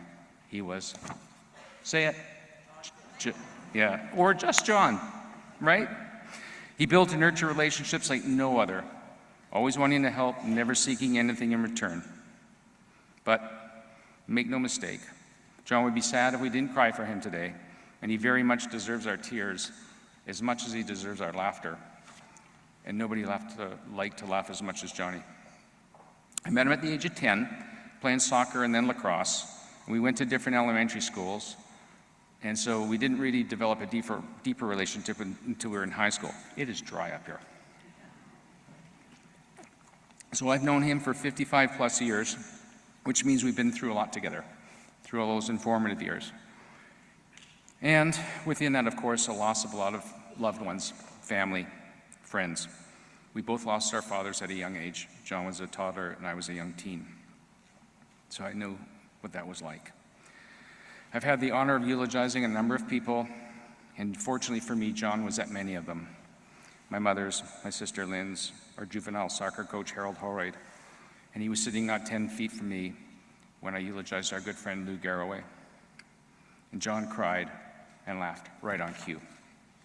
And these eulogies, I always look for him. He just made me feel good. And I could always feel his gaze, and he had that sort of gaze of encouragement, and you guys probably know that gaze, right? He would just look at you, and he was soothing, and it was supportive. I just love him so much.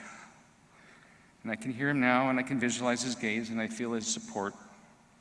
In fact, he's sitting right between you and Nadel right now. He's looking up here. He's got his fingers crossed. That's why I'm going to take a run at him now. Over the time I've known John, I will say our boy has said some pretty stupid things, but few as seemingly as what he said to me on a WhatsApp not long ago when he was in Germany. And understand, I only chide my dear friend here so I can laud him at the same time. In his message from Germany, John was asking me that I eulogize him, and then he asked me if I would make him a real person. It made me laugh. And I fired back a note to him as if this isn't already baked in, right? As if there's a more real person on the planet. If there is, I have yet to meet him, or them, I should say, I'm sorry. And while I understood what he really meant, I'm not letting him off the hook. I have been bumbling my way through life, and while I haven't learned much, I have learned there are as few as real as John Horgan. He was truly John from Langfordshire, and I don't want to start a turf war, but we grew up in Saanich.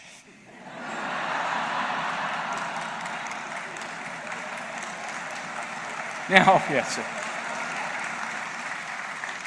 You know, you get one person to clap at the Reynolds Roadrunner, and everybody goes, "Yeah, we're Saanich." Anyhow, so he was John from Langfordshire, and I love the fact that he's John from Langford. Don't get me wrong, I absolutely love it. And he has with his unparalleled love of family, Ellie, Evan, and his wife Veronica, Nate, and his wife Daisy. But you know what? It wasn't just the immediate family. The Booths, the Bridges, and the Finnertys kids essentially grew up together, becoming more like cousins than friends. John would drop by on his way home at the end of an exhausting day to visit his friends' children, not because he had to, because he wanted to, because he loved them like his own. John was the guy they all looked for, the one they all wanted to connect with, the one they gravitated toward. John to some of the kids, Uncle Johnny to others. I grabbed a short quote from, I think it might have been your notes, Drew. I don't know. It doesn't matter. It was either from Clay, Drew, or Keith. No matter, and this is the quote, he said, "No matter the time or distance that separated us, our families were always able to reunite, picking up where they left off as if no time had passed. It is a wonderful, treasured bond that our families have developed over the years, thanks in large part to John's infectious enthusiasm." I just thought it was a really sweet quote. On top of this enthusiasm for family was his passion for people. And John had so many friends, and I can't count the times who people that don't know that I knew John would talk to me and say, "Oh yeah, he's a friend of mine," right? Which I absolutely love. I would never ever tell them that I was a friend of his too, mostly because I didn't want to admit it in public, but anyway. But John had a way of making everyone feel as though they could or should be their friend. And when you have a friend like John Horgan, as you already mentioned, you got to share the guy, right? And Ellie, Evan, and Nate would know better than anyone. And of course, I understand what he meant by "make me a real person." He didn't want you walking out of here today only knowing the public John. He liked that John too, don't get me wrong, but he was asking me to share the real John with you, the private John, the just John that he saw as in himself. The problem is you can't easily extract one from the other. So as I was going through this, I was going, I'm going to share stories, yes. And I thought, I want to give him something from me. And as you know, John was a lover of sports. I am not prone to sports analogies, but I wanted to take a swing at creating one for him. So fittingly, John chose the house of his beloved Shamrocks. This was really, I know, one of his favorite places, and thank you again to the Hartshorn family for making it available. And if this wasn't his official state funeral, he'd be here in his full Shamrock kit, right? His hat, his jersey with Horgan splashed across the back. Yet I struggled to find an appropriate lacrosse analogy. And other than him wandering around here like he was the Al Waxman of the Q Center, I came up empty. So for the purpose of today, we're in a hockey arena, if that's okay with you. No disrespect to his hometown team, it just works better. I thought an analogy related to the great one seems more than appropriate here. And the story I'm reminded of is a coach who once said that Wayne Gretzky If you played on a line with Wayne Gretzky, a fire hydrant could score 50 goals in a season. Most, I would say, take this statement to talk about Wayne Gretzky's amazing skill. For me, it speaks more to his benevolence as a player. Eulogizing John Horgan is a little like this, like playing alongside Wayne Gretzky. This is to say, John was as benevolent as they come, always knowing how to make the other guy look good.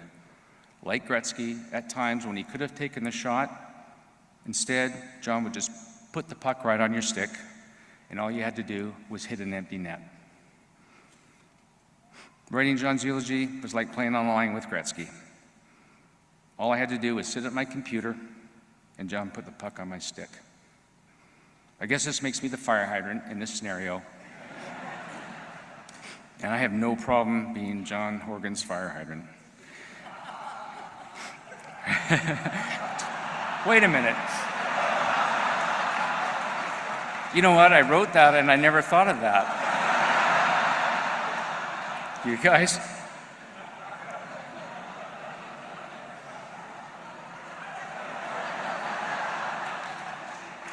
Yeah, I'm woke and lit. Let me continue. I particularly like the juxtaposition of the two great ones, one being arguably the greatest hockey player to ever live, the other being arguably the greatest premier this country has ever produced.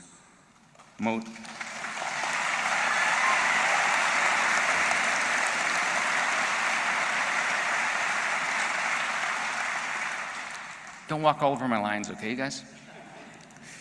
Anyway, yeah, John is as real as they come, there's no question. To me, he's also as great as they come. And you know what else? I think Wayne Gretzky would be really proud to be mentioned with John Horgan in the same analogy.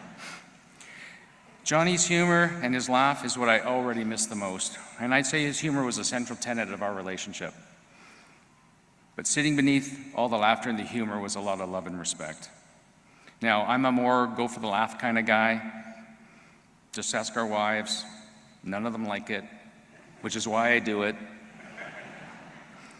But Johnny had a more dry wit, like bone dry wit. I love that. He was the best. I mean, his state funeral bit, right? To me, that's brilliant. That's the type of humor I like. I was just never good at it, so I went out and I found a buddy who was. One of John's better ones, he dropped by the house one day. He came by to talk to me about the Germany gig. And when he was there, he also came by to see all the trees. We had 6 trees come down on our property, too long of a story to share, but it was in a flood and a windstorm, and there's a lot of wood, and as you can imagine, guess what was on site? A wood chipper. So as John's walking out the back to look at the carnage, it was hilarious. I didn't even know he would see it, but he saw it out of his peripheral, I guess. As he's walking by, he kind of waves his hand toward the wood chipper and goes, "I was wondering where I left that."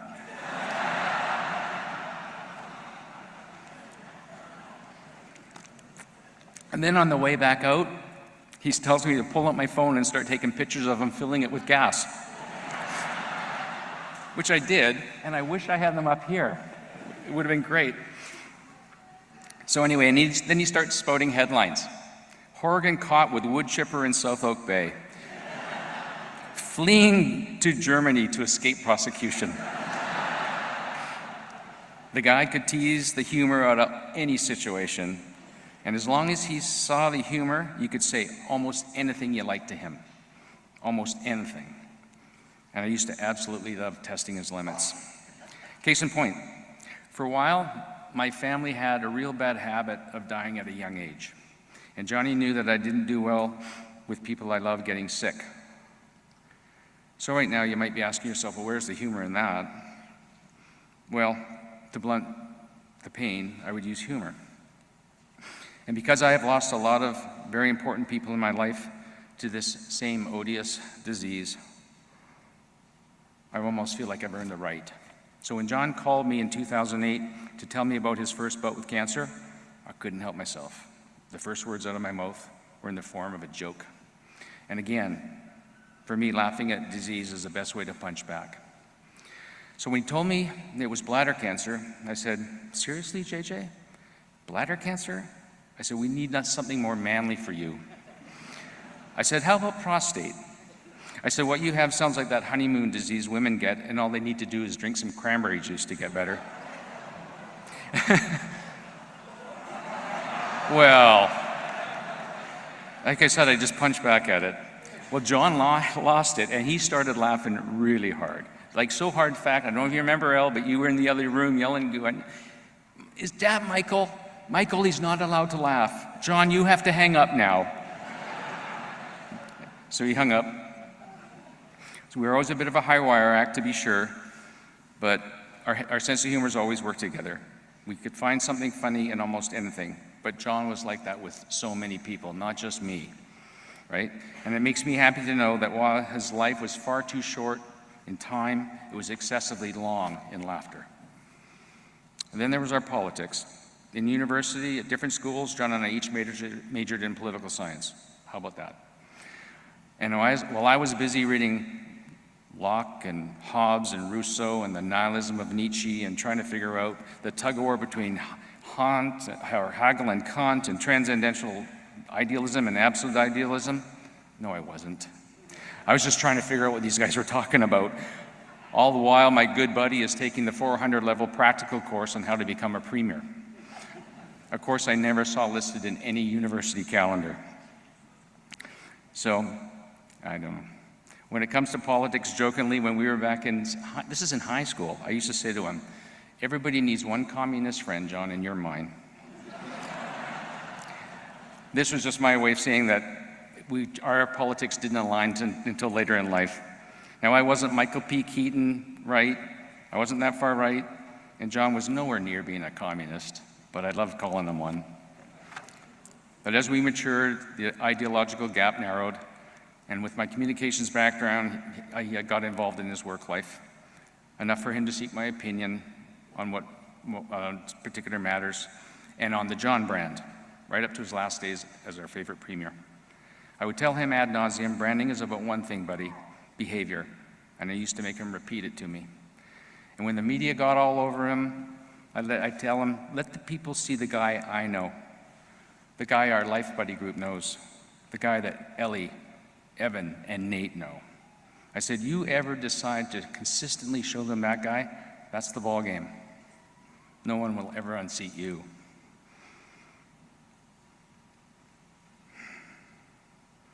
But before he made the turn, my favorite headline is Hulk Horgan, a hero for BC, or our voters backing a time bomb? Pretty sure that question got answered. When John was considering retirement from government for the last time, he called me into his office to chat about the whys and the timing of his departure. At the same time, he wanted to discuss the dreaded museum issue. Whoa, now come on, when you eulogize, it can't be all unicorns and sunshine, right? Warts and all. He asked, warts and all. But you know what? Johnny could shank it just as well as the next guy. The difference being is, what does the next shot look like after the shank? And that's where John excelled. His handling of this particular issue spoke directly to who he was. And here, he made something good happen. Instead of political expedience, he acted responsibly. Yes, like a lot of politicians, he pinned the blame. Difference is, he pinned it on himself. In doing that, he spot-welded his legacy as that unique politician. He mic dropped all of us, right? And he left the door as the most popular BC premier to leave office. He was wicked smart and really good at what he did. My point? John Horgan answered the call. He breathed life into all of those who obligatorily step into a voting booth, cast our ballot, and then cross our fingers and hold our breath, and we hope and we wish for something good to happen. In John, people finally felt they could vote for the person, not the politician.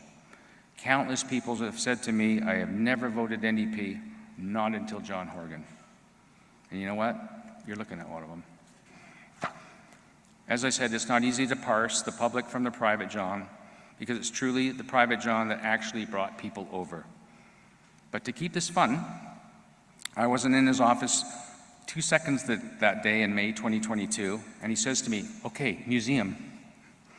And I fire back at him, I said, "Okay, I was driving here, and the best thing I could come up with was, they overdosed your radiation."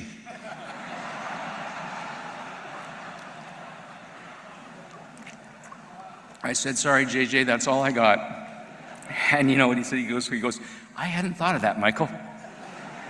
And then dry come back, as he always does, right? I also said, "Or you could always throw someone on the bus that you don't want to succeed you."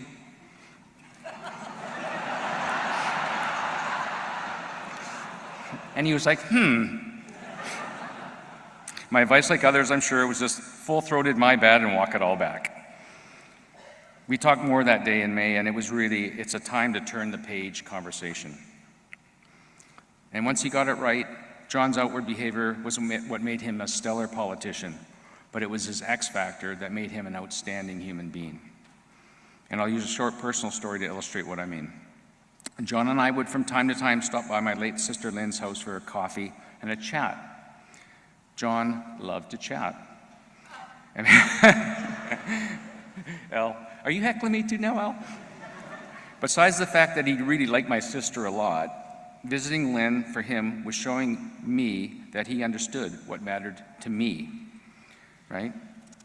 He knew how much I loved my sister, all three of my sisters, in fact. He also knew this particular sister was the one person who could literally take me down and wipe the floor with me, and he took a great deal of joy in that. It was like going to the movies for him. So there was this, but more than that, he had an innate ability, an ability that allowed him to sense and engage in what was important to people. What I'm saying is, what was important to me became important to him. And John did this with so many people. He did it with an entire province. To me, that was John's X factor. He was a superlative human being and a multifaceted human being. And he was so many what I like to call different Johns. You need to appreciate this is not an easy gig, eulogizing John Horgan. One of the more challenging aspects is the breadth of this man and the existence of all these different Johns. So I picked a couple to talk about. I'm going to start with University John, and I want to start here because if things don't fall into place, none of us are here today. Now, our boy was 3 feet smarter than me, but that ain't saying much. It's a low bar. And it's safe to say that he came out of high school, neither of us came out of high school, in fact, knocking it out of the park. And Ellie will tell you that. In fact, she tells a great story, and she shared it with me not long ago, and I didn't know the story. And Dale, our friend Dale, also shared it with me. And it was about how John applied to Trent. And due to his questionable grades, his application got thrown into the rejection pile. So, no chance there. So that's okay. The story gets better. Quickly a backstory. In 1978, John moved to Ocean Falls to make some money to go to school. And our buddy Dale was on his second gap year there. His dad worked in the pulp mill, got him a job. So John got a job in the pulp mill in Ocean Falls. And while there, he applied to Trent. And on the application it says where you reside. So he put in Ocean Falls. So here, the divine finger of fate, belonging to the Dean of Admission, Professor Tom Simons, it intervened. And because John applied from when he was living in Ocean Falls, Tom Simons found this geographically very intriguing. So he pulled John's application from the reject pile and ultimately stamped it accepted. Thought he'd give this kid from a small, obscure town a shot. From there, John had to step up and do the work, and he did. But you ask yourself now, what if Professor Simons didn't undertake this act of kindness? What if he wasn't intrigued? What if John applied from, I don't know, Langford? Sorry, Victoria. Well, there's a good chance we might not be here right now, and I bet he would have never met Ellie, right? So it was Ocean Falls turned out to be a very sliding doors moment. That was one different John. Here's another one. Hey, Ellie, I'm going fishing with Mike and Lyle, John. 2 other buddies that he loved and loved to go fishing with. And then there was Star Trek, John. You guys are also, let's love this whole, I never got into the Star Trek thing with John. I'm sorry. And don't get all up on me because of it. And I'm going to kill two birds with one stone. In grade 1, John met our eventual and mutual friend Lori Hallier. And in grade 1, John was the King of Hearts to her Queen of Hearts in their rendition of Alice in Wonderland. Now, this might have been John's only foray into acting, but he used to bring it up so often I could have sworn that he won a Tony Award. And so it was good for all of us that he decided to go in another direction, and while Lori did pursue a career in acting. You can go to her Wikipedia page, I'm sure, as well. Long story short, later in her career, Lori got a special guest star appearance on Star Trek. Yeah. So fast forward a couple years ago, Lori hadn't seen John for a long time, so I took her into the ledge to meet with him so we'd have a coffee and a chat. And no matter how hard I tried to steer the direction away from Star Trek, I couldn't. And sure enough, Lori starts reciting her lines from that episode of Star Trek. Then forgetting her lines some 25 years later, fair enough. And then, that's okay, because then our loser premier starts filling them in. He starts backfilling these lines that Lori couldn't remember. And I was like, oh my God, this really is a thing.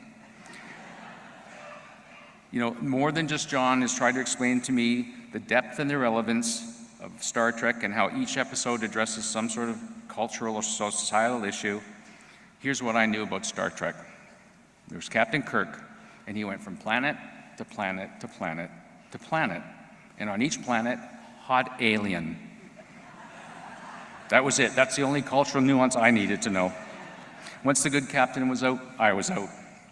But quite honestly, and I never told him this, I always thought his Star Trek thing was just a little bit cool.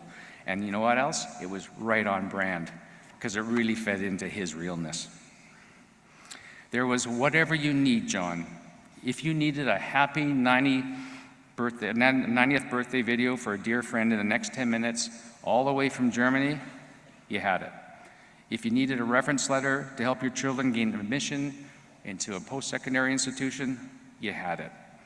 If you needed one of your children to get married on the top of Mount Washington and someone to officiate, he was there. You name it, whatever you needed, John was there. And when he couldn't make whatever happen, he'd have whatever you need, Amber, step in. And as they say, the apple doesn't fall far from the tree. I haven't forgotten.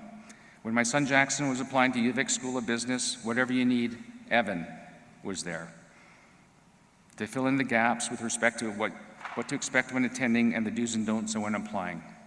And that information guided us when my daughter Natalie applied 2 years later.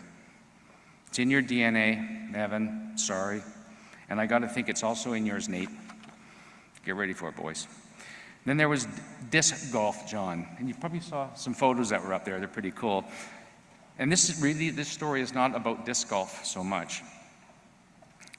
And over time, John built a course out the back of their property, another heckler, and they called it Horgan Hills. And one day, John, Clay, and Keith were out wandering around, and as they were wandering, they came across two young men who recognized John and engaged them in a conversation.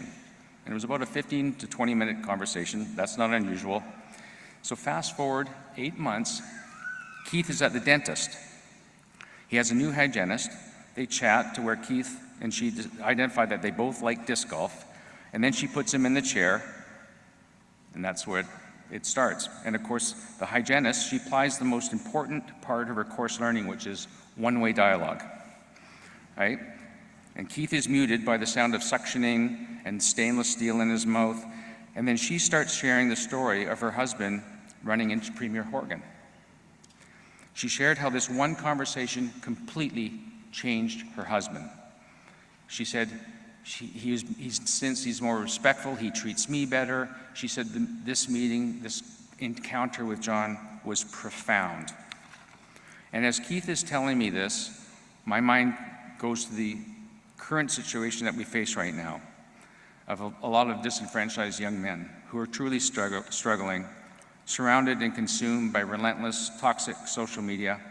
And as I'm listening to this, I just seem to myself, we need more John Horgans out there doing this very thing. More post-middle-aged men taking time to engage these young men. I have a next-door neighbor who spends a lot of time helping these young men. We need more men like this. We need more John Horgans. So this disc golf story speaks to who John truly was. It's a great story, and it points to a greater need.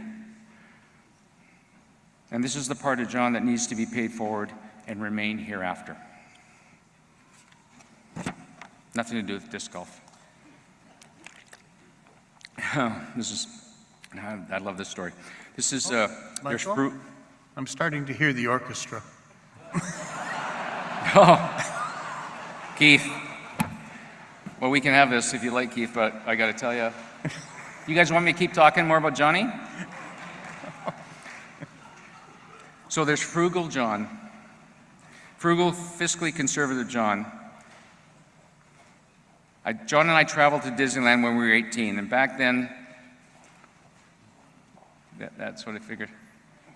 Yeah, I'm here for Johnny. John and I traveled to Disneyland when we were 18. Back then, the tickets were packaged differently.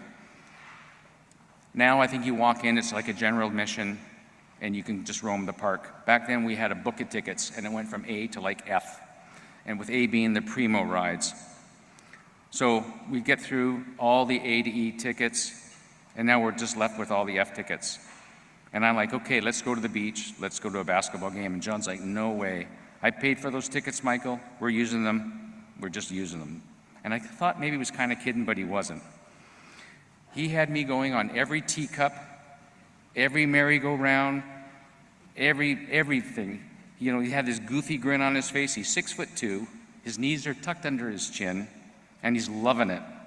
And his favorite ride was It's a Small World. Now, I'm not sure how many of you here have ever had a colonoscopy, but It's a Small World is a little like that, only worse. They squeeze you into a tiny boat, then you enter in what is like a big cylinder, and they push you out the other end, and they pipe in this horrible music. And he had me go on it with him twice.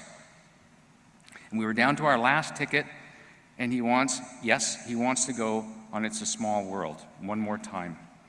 And I said to him, I can't remember exactly what I said, but I said, I don't know what the penalty for capital murder in the state of California is, John, but if you make me go on that ride one more time, they're going to be reading about us in the paper tomorrow. So he got what he wanted, and standing here today, I have to tell you, I would go on that ride with him as many times as he'd like. Now, I didn't know it then, but at 18, John was teaching me one thing. He was teaching me how to be a parent. And I couldn't see it then, but I now, as a post-middle-aged man, I do see it, which is he was beautiful. He was truly beautiful. So a lot gets left on the cutting room floor.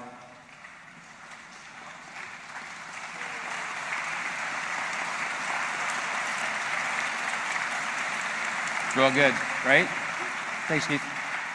Real good. No, I think if you can wrap it up. Okay, I'll do my, okay. This is unfortunate. Okay, I'll just run to the end then.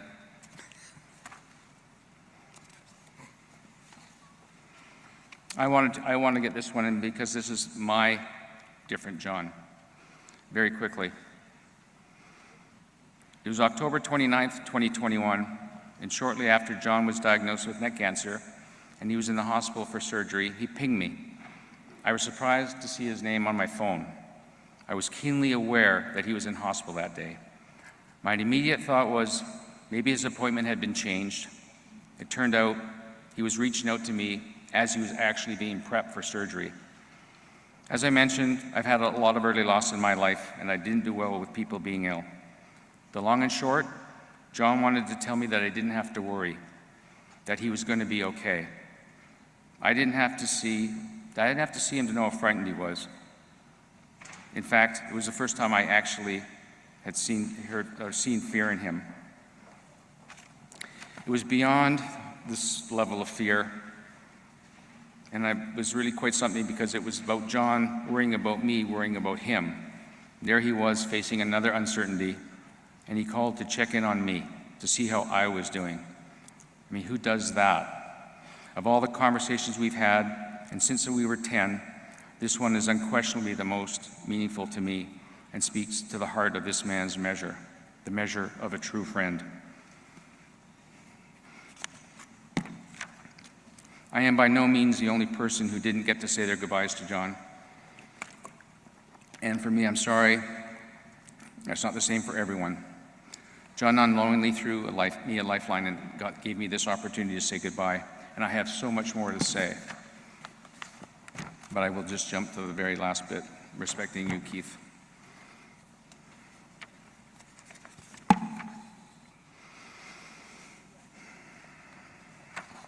Life is far from perfect.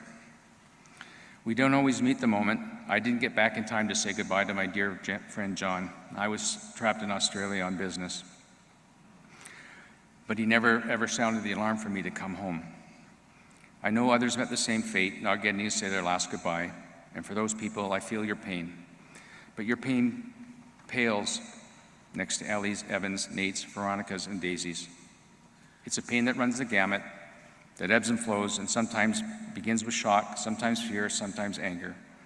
But over time, it typically yields and giving way to the loss and peace. And one thing's for certain, if you haven't experienced it, it's a pain you can't conjure. So, not long after putting pen to paper, one thing immediately became clear. The challenge in eulogizing John Horgan isn't where to start, it's finding where to stop.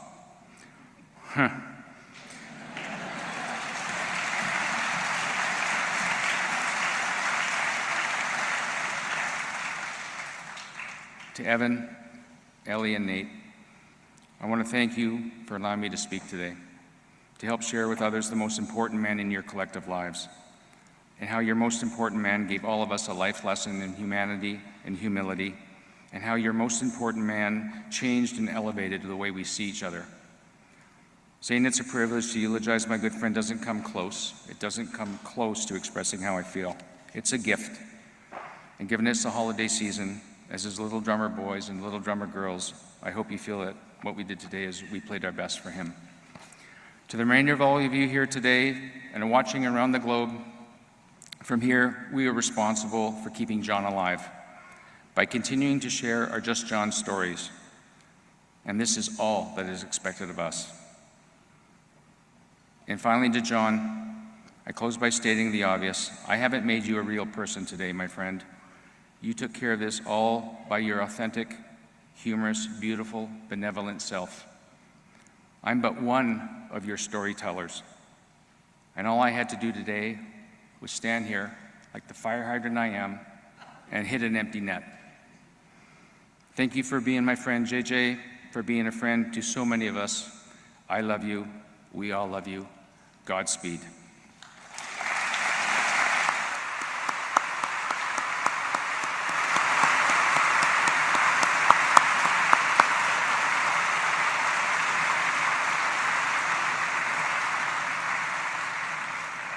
Thank you, Michael. Decades ago, John, Ellie, and the boys came to the United Church that I was serving with my wife, and I once asked John why he came. John ran through the usual answers. It's important to Ellie, it's good for the boys, etc. Then he began to talk about the importance of the social gospel movement to him. J.S. Woodworth, Tommy Douglas, and even Nellie McClung, among many others, spearheaded or were influenced by that movement in Canada. The social gospel movement arose across denominations during the late 19th and early 20th centuries, a time of massive technological disruption where the gap between the rich and the poor was expanding exponentially. There were widespread ripples for education and health, housing and addiction, numerous issues. And the social gospel movement was an attempt to tell churches and others not to be selfie obsessed, but to look for the responsibility of one for all. Those values, blended with the experience of being raised in a single-parent family, shaped the core of John. That passion and call carry the scent of the sacred. The next two readings, one by Deborah Beban, and with a reading from Bruce Hutchinson, followed by James Alwyn with a reading from J.D. Woodsworth. Thank you. Thank you. John Horgan loved rocks. An obvious testament to this fact stands at his home in Langford in the form of a magnificent rock wall that he built almost 25 years ago. It was, at the time, a bit of a slow spell for the NDP in British Columbia, long before your time, yes. And John found himself uncharacteristically idle. The wall was a labor of love, meticulously constructed as he ruminated on his future. In hindsight, it seems fair to surmise that John's ruminations were mostly about how he could best serve his community. John also loved to collect rocks. He was known to search for interesting specimens wherever he went. He gathered them, polished them, and he gave these little treasures to his friends. As a thank you, or just because he liked you.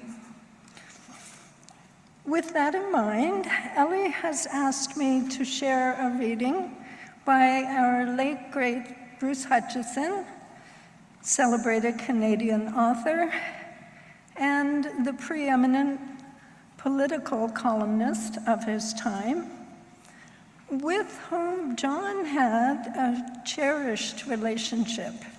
As a youngster, John used to chop wood for Mr. Hutchinson. Though I'm told that chopping never lasted very long, but the conversations that followed and the mentorship certainly did. Here is a passage from A Life in the Country, in which Mr. Hutchinson contemplates the significance of his own stonework.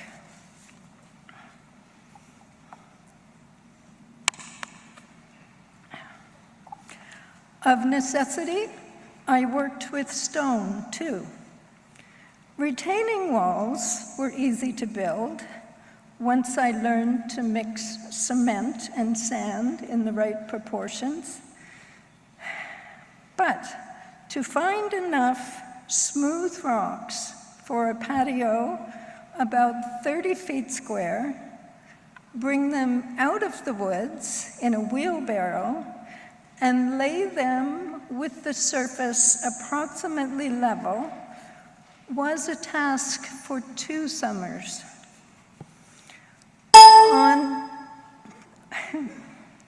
On bruised knees, my hands raw from sharp boulders, I wistfully imagined that, long after most human remains had disappeared, some alien archaeologists might penetrate a new jungle, stumble on my stonework, and puzzle over it.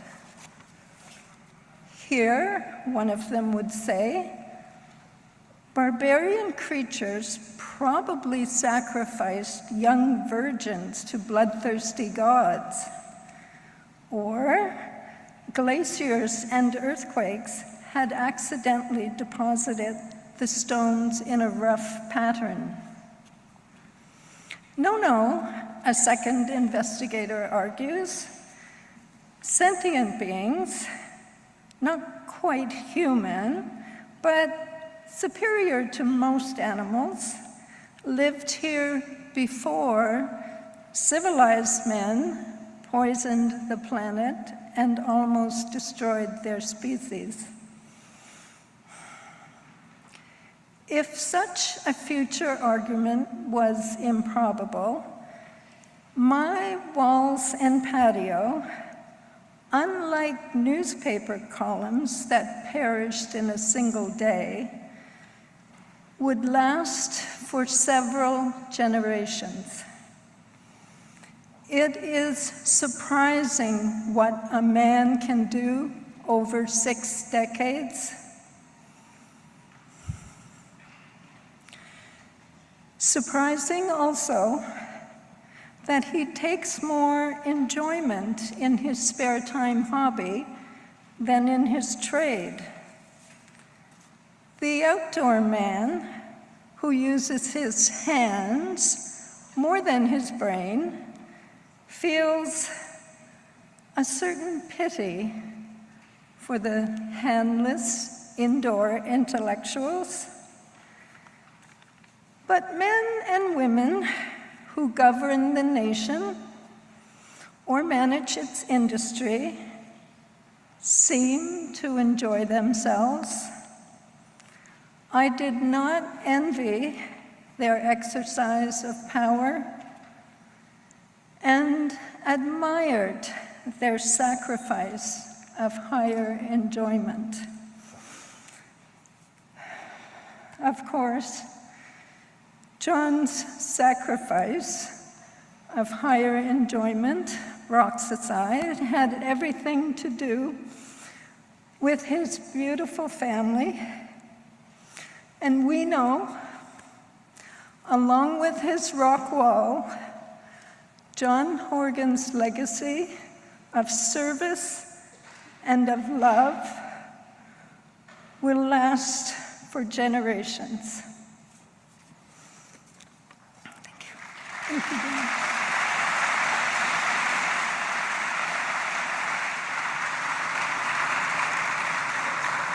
Thank you. James?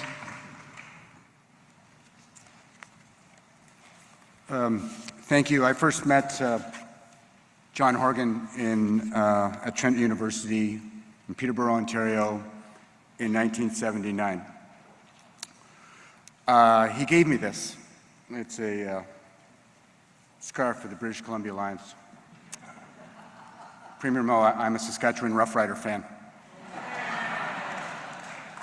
I didn't know how appropriate this bit was going to be, but I think I should wear this, don't you?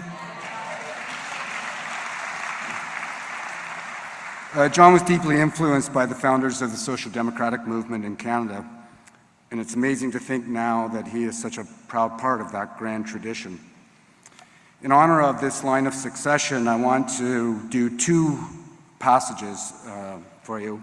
The first is an excerpt from Tommy Douglas's speech to the founding convention of the NDP in 1961, and then I want to follow that with a short blessing from J.S. Wordsworth. While the words I'm about to read belong to Douglas and Wordsworth, I think you'll hear John Horgan's voice. So first, Tommy Douglas. The first thing that has to be done is to create a spirit of unity. This is not the time to argue about left wing and right wing. This is the time to unite all our forces for the task before us, that of creating a society which will make the wealth potential of this country available to all. Leadership does not exist for accentuating or exploiting our differences, but rather in finding those areas of agreement within which we can work together for common objectives. We must learn to work together, each of us with a part to play, but always remembering that our individual contribution will only be valuable if it contributes to a more just and humane society for all the people of Canada. And now a blessing by J.S. Wordsworth. This prayer has been repeated at countless CCF and NDP dinners over the years, but today I really just want to use it as a benediction on the life of our friend John Horgan. And it goes like this. We're thankful for these and all the other good things of life. We recognize that they are a part of our common heritage and come to us through the efforts of our brothers and sisters the world over. What we desire for ourselves we wish for all. To this end, may we take our share in the world's work and the world's struggles. Amen. Thank you very much. Love you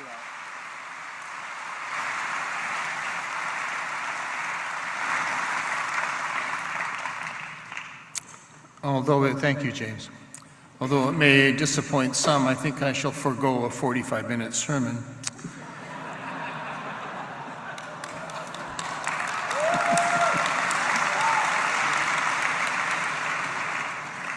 And just say simply that spirit shapes character. And we've heard a lot today about character, about respect, authenticity, humility, and courage, which are the rebar of a grand life. I also just want to underline that throughout the many stories we've heard, there's a sense of playfulness and laughter and joy, but underneath that, I think John carried a deep sense of hope, and that seems to be in short supply now. Not the cotton candy version of hope, but hope that carries the slivers of the cross, as we would say in the Christian tradition, a Notre Dame hope that can look at the ash and the soot of what once was and dare to imagine something more glorious. Christian services like this often end with a reference to the resurrection of Jesus. And at the very least, that simply points to the presence of a power that continually works to present opportunities to choose the path of life. So what else but hope and curiosity, I think, that John personified can sustain us as we try to go boldly into the next chapter of this, our life. What else can nurture us as we make the changes necessary to engage our addictions, to persist in the difficult path of truth and reconciliation, to help us live long and prosper under the hovering shadow of pandemics or the next technological revolution, or the terrifying specter of climate disaster, the ghost of Christmas future. What else but hope allows us, in the words of Jean-Luc Picard, captain of the Starship Enterprise, to live now, make now the most precious time, for now will never come again. So we can live with sobriety, knowing what we face, but also with a sense of joy and curiosity, grieve our profound losses, and rise to love and to serve again. Let us pray. Our God, great Spirit, power beyond any name, we are grateful for the life of John Horgan, for his gifts of leadership, generously shared with this city, this province, and this country. We give thanks. For his commitment to truth and reconciliation, economic justice, the betterment of the people of British Columbia and Canada. For his humor in all its quirkiness, the laughter always ready to erupt. For the many choices to live with authenticity and integrity, we give thanks. We ask, God, that you will receive our memories and our gratitude. But, Holy One, we grieve, we do not pretend. While grateful for the major chords of John's life, we miss the great note, the grace notes, the Life of Brian references, the Star Trek quotes, the joy at a goal for the Shamrocks or the Canucks, the tread of the Doc Martens, the laughter, the small expressions of love and concern. And we grieve in particular the loss of what could have been as a leader, a friend, a brother, a father, a grandfather, and a spouse. Walk with us as we learn to carry the weight of our grief, accept our tears, our anger, our confusion, our sadness, our weariness, and our doubt. All of this and much more unsaid that we carry deep within our hearts and souls we bring this to you. Our God, this is the season of hope, peace, joy, and love. We hear your command to make it so. Amen.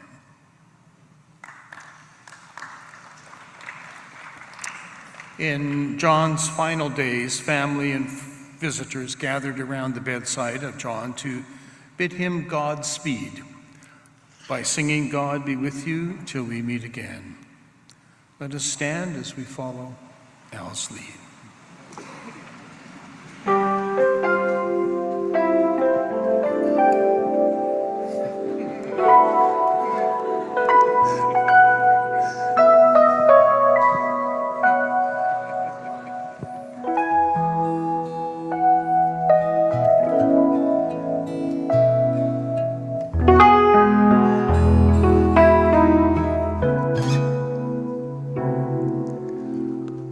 God be with you till we meet again.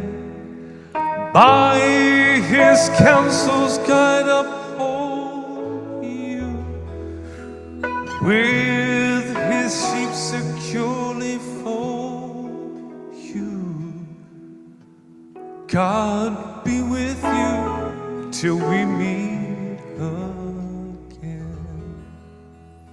Till we meet, till we meet, till we meet at Jesus' feet. Till we meet, till we meet. God be with you till we meet again. Till we meet, till we meet, till we meet at Jesus' feet. Till we meet, till we meet.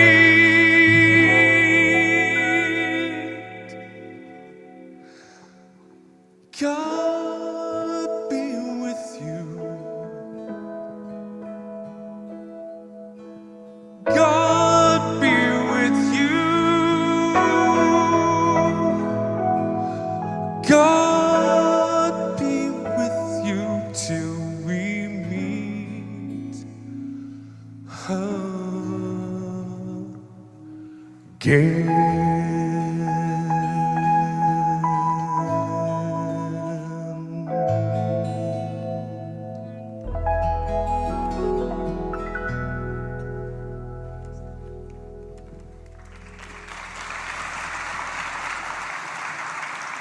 Thank you.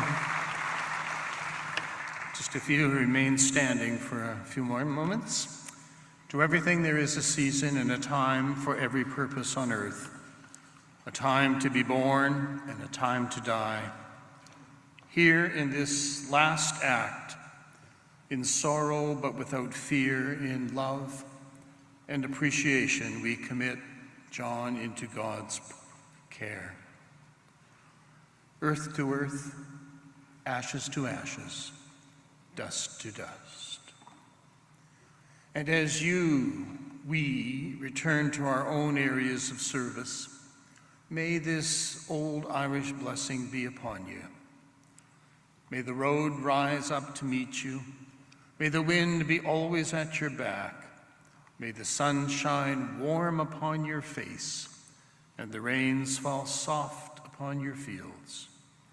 And until we meet again, may God hold you in the palm of his hand. Go with God, for God goes with you. Dr. Shirley Alphonse, elder from the Souk First Nation, and John's honorary elder will come to the lectern with her support to provide the water blessing.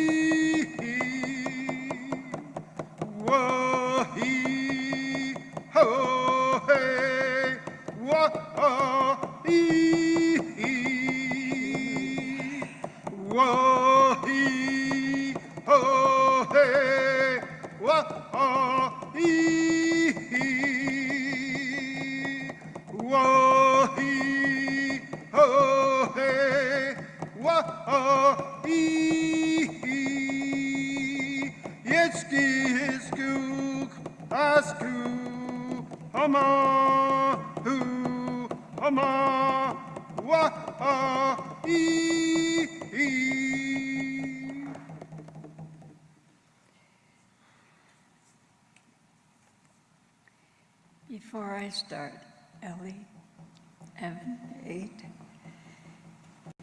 it really was my greatest honor in my life to be John's elder.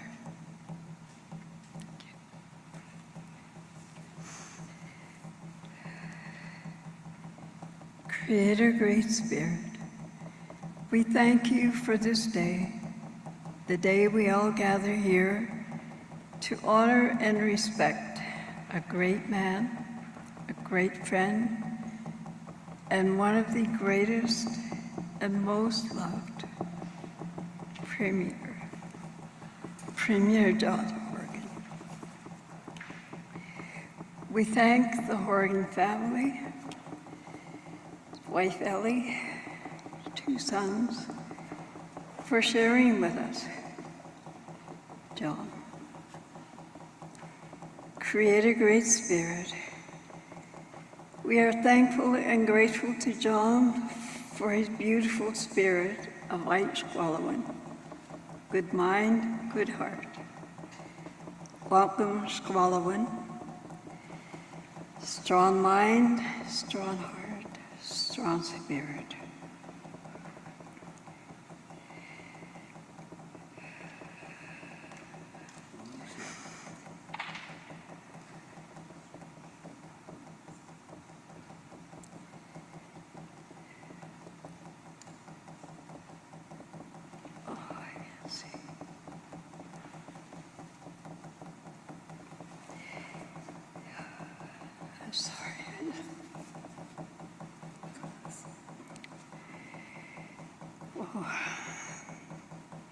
We thank John for leading our province of British Columbia. John walked the good road, the road of kindness, the road of care, the road of compassion, thoughtfulness and respect, the road of generosity and humility, the road of courage and truth. Creator, Great Spirit, we now ask the ancestors for their love and care for John, as we send our love and prayers also to his beloved family. We lift up our hands to John as we say, Haishka, with heartfelt, Haishka Siyo.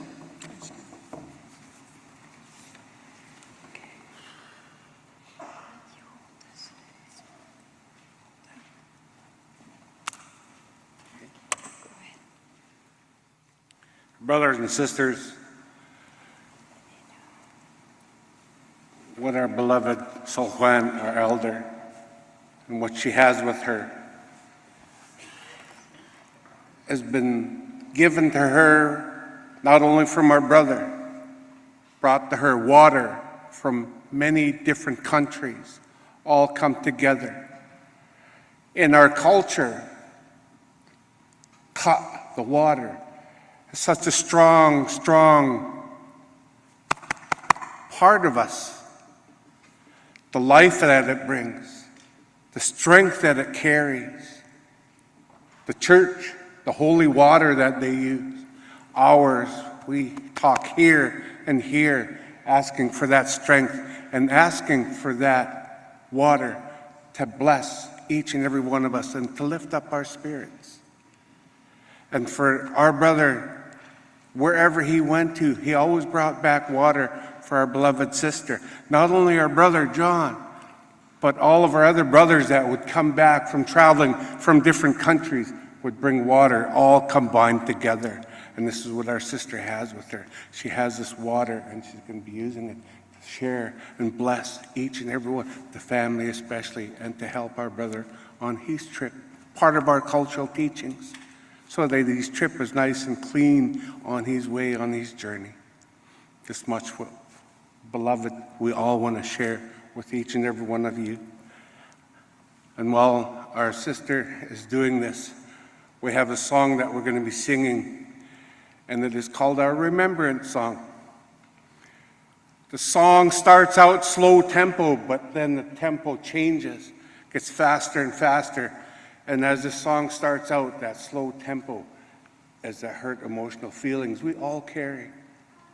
But then as the tempo gets faster, we start to remember all of those good things, all of the good times. And at the end of the song, the tempo is even faster, and all we remember is all the beautiful times we got to spend with our beloved. So this song is for you, our beloved family, and for everyone that is here, and for all of our friends that are not here. Haitska Siem.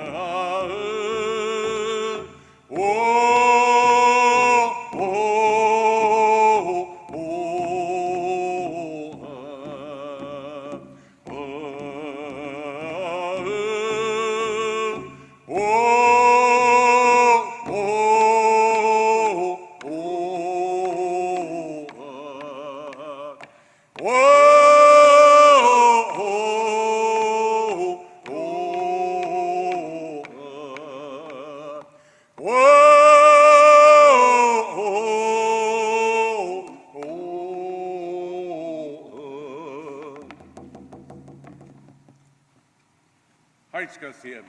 Haitska.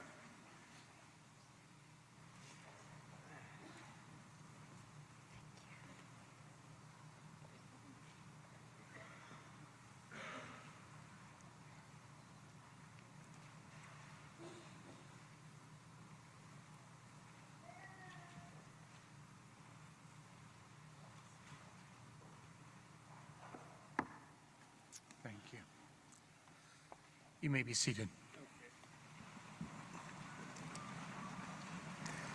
Just quickly, a thank you to everyone for being here with us today.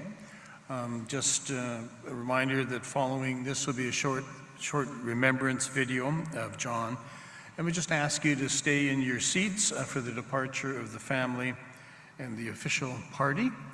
And then you are free to sing along with the Monty Python gang.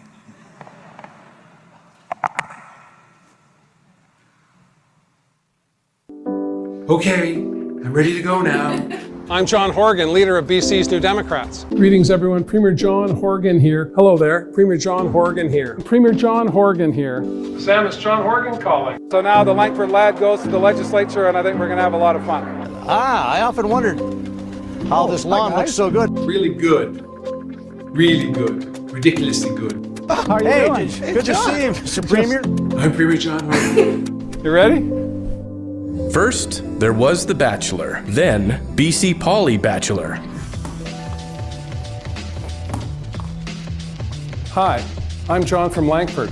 I'm 58, and I'm an amateur stripper of furniture. Some people call me a geek because I love Star Wars, but I have diverse interests. I like Star Trek too. I, John Joseph Horgan, swear that I will keep confidential swear that I will keep confidential all matters dealt with in the Executive Council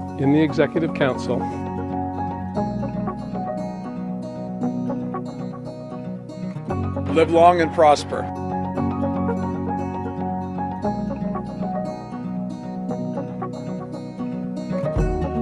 Get to know John Horgan, some rapid fire, 60 seconds. Star Wars or Star Trek? Both. Yeah, started Star Trek, yesterday Star Wars.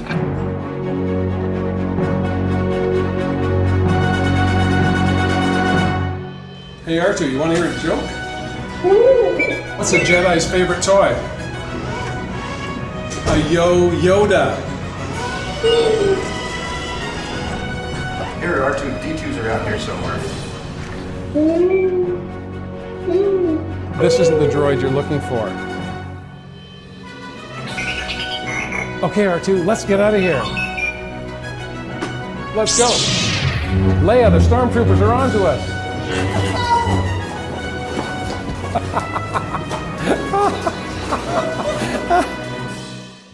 I'm looking for a first officer, and I think Andrew could be my number one. My BC Green family, I think they want me to go with John, but John's a bit angry. On those times when we get heated, and I, on occasion, found myself, on occasion, do some history, man. Why do you go in the bathroom and talk to yourself in there? Boom. It's a global pandemic, dude. Boom. Boom. Roasted. The honorable member from way the heck over there. Come on, man.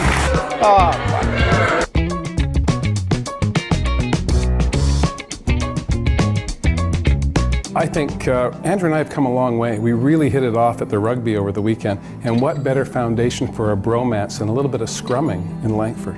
Who are you? I'm John Horgan. Who are you? I am Nartwar, the human serviette. Good to see you, Serviette. Or can I call you the? You mentioned this earlier, the lacrosse. You love the lacrosse. You've done extraordinary things, and I've been a lacrosse fan for 1,000 years. I grew up single mom. My dad died when I was a kid. He used to work the penalty box for the Shamrocks in the 50s, and so lacrosse was kind of part of the mystery about my dad, who I never knew.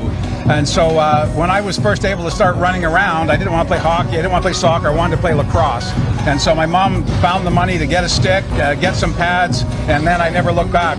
I told the Shamrocks they've had 40 years to draft me and they still haven't done it. What can you say about John and the lacrosse? Well, that's me with a lot more hair. That's my best friend Lyle Gurney, and that's my big brother Brian, and we were coaching lacrosse at that time. I grew up playing lacrosse. It was a passion of mine. So it's a great game. It was a way for me to show a little bit of leadership and to mentor younger people, and I've been doing that sort of thing ever since. Premier John Horgan, this is Governor Jay Inslee from the great state of Washington. A premier who was a line handler first class on the Coho. That's right. Right, with ship going from Port Angeles to Victoria. Yeah. We got a guy who knows how to play basketball.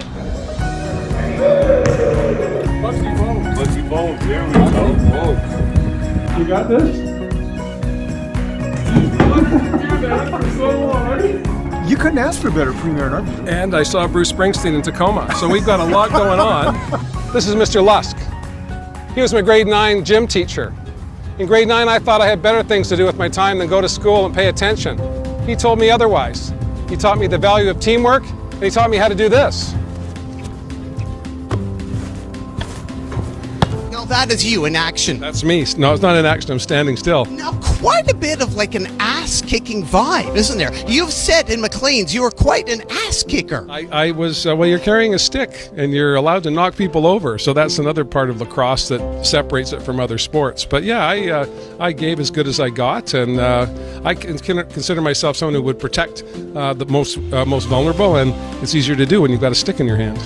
You look right there really tough. The power of salmon is in all of us. Oh, well, thanks. How could these traits help with becoming Premier of BC? I think you need to have a mix of kindness and toughness. I'm a rugby guy, after all. I know this is a difficult time, but it's important to be kind. There's no bad place in BC, just splendor as far as the eye can see, for all occasions, as it says on the logo. If you were woke, you'd know that Pro Rep is lit. Anyone who wants to look at my telephone is happy to come to my office and look anytime they want to. I don't know if you want to zoom in on that. That's my telephone screen. You'll see from that I play Scrabble. I have Spotify. I check my heart rate. I know what the weather's going to be like in Prince Rupert. And I have email, I have text messages, and I have a telephone, and a host of other things that I don't even know what they are. The Twitter dome and the Insta stuff. How would you describe yourself in high school? Troubled in the start, school president at the end. The leader of the official opposition. Thank you, Honourable Speaker. Now, as a leader in a political movement, I want to make sure that I'm helping people realize their full potential because so many people helped me. My dad died when I was a baby, and my mom was left to raise me and my older sister and my 2 older brothers. She was sacrificing so that I would get ahead, and without her help and her commitment, I wouldn't be where I am today. My mom Alice taught me at a very early age that the best you can do is all you can do. Do your level best, son, and everyone will be fine.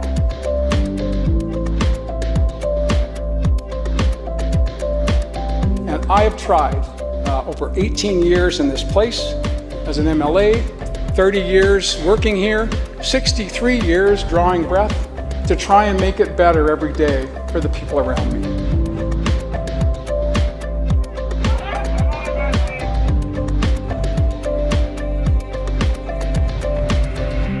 It's Elections Day. I want everybody to get out and vote. Thanks a lot. Just keep chatting for the whole Oh, now we keep chatting. Now we can relax. John has also been a model in my personal life. It might sound funny, but also relationship stuff. When Kaylee and I are having a tough time, and any couple, you have these moments, we ask ourselves, what would John and Andrew Weaver have done? When we first met, I didn't really like you. We were disagreeing on almost everything. I was fighting for the same voters you were. And then I thought, hey, the election's over. I really, really need you. So my thinking is, we could form a government. There's no choice, John. I give you the final rose. Thank you, Andrew. Thank you. No. You're the dominant in this outfit. You're on top now. Sorry, man. We should have worked that out. Hello, geoscientists of BC. Now I'm going to stop, do something else. One of my favorite childhood books, Dr. Seuss, Yertle the Turtle. On the faraway island of Salamasond, Yertle the Turtle was king of the pond. Not my circus, not my monkeys. Here we go. Here we go. This is for my wife, Ellie. Ellie, it's not my circus, it's not my monkeys. We had a bet that I'd get through 5 minutes, but I didn't even get an introduction done.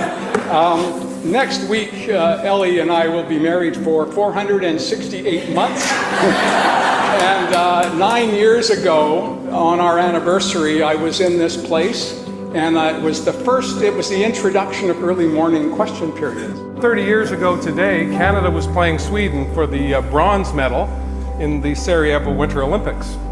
You're probably saying to yourself, why would you remember that, member for one? If you go, well, I remember it because it was my wedding night. And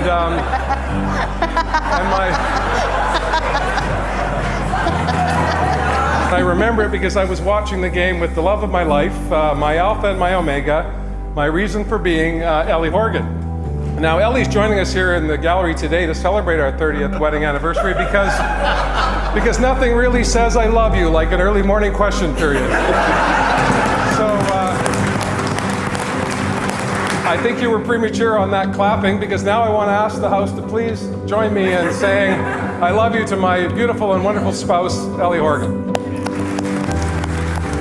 And today, that great Yertle, that marvelous he, is the king of the mud. That's all he can see. And the turtles, of course, all the turtles are free, as turtles, and maybe all creatures should be. I oftentimes pinch myself. How did I get so lucky? 63 years on the planet. I met Ellie the first day at university, and we've been smitten with each other ever since. I got the good fortune of being elected here. I've been able to move from that seat in the corner to this seat right here, and then over there, and then back here, just like that. I'm a lucky, lucky guy. I'm a lucky, lucky guy. Live long and prosper, people. This has been the thrill of my life to be the Premier of British Columbia. And it's with a great deal of pride that I say to those who are watching today, thank you so much for giving me this opportunity, British Columbia. Well, thanks so much, John. Keep on rocking in a free world, and do-do-do-do. Do-do. I'm looking forward to just being me again, talking to people not as Premier of British Columbia, but just John, a guy who stopped by to make friends.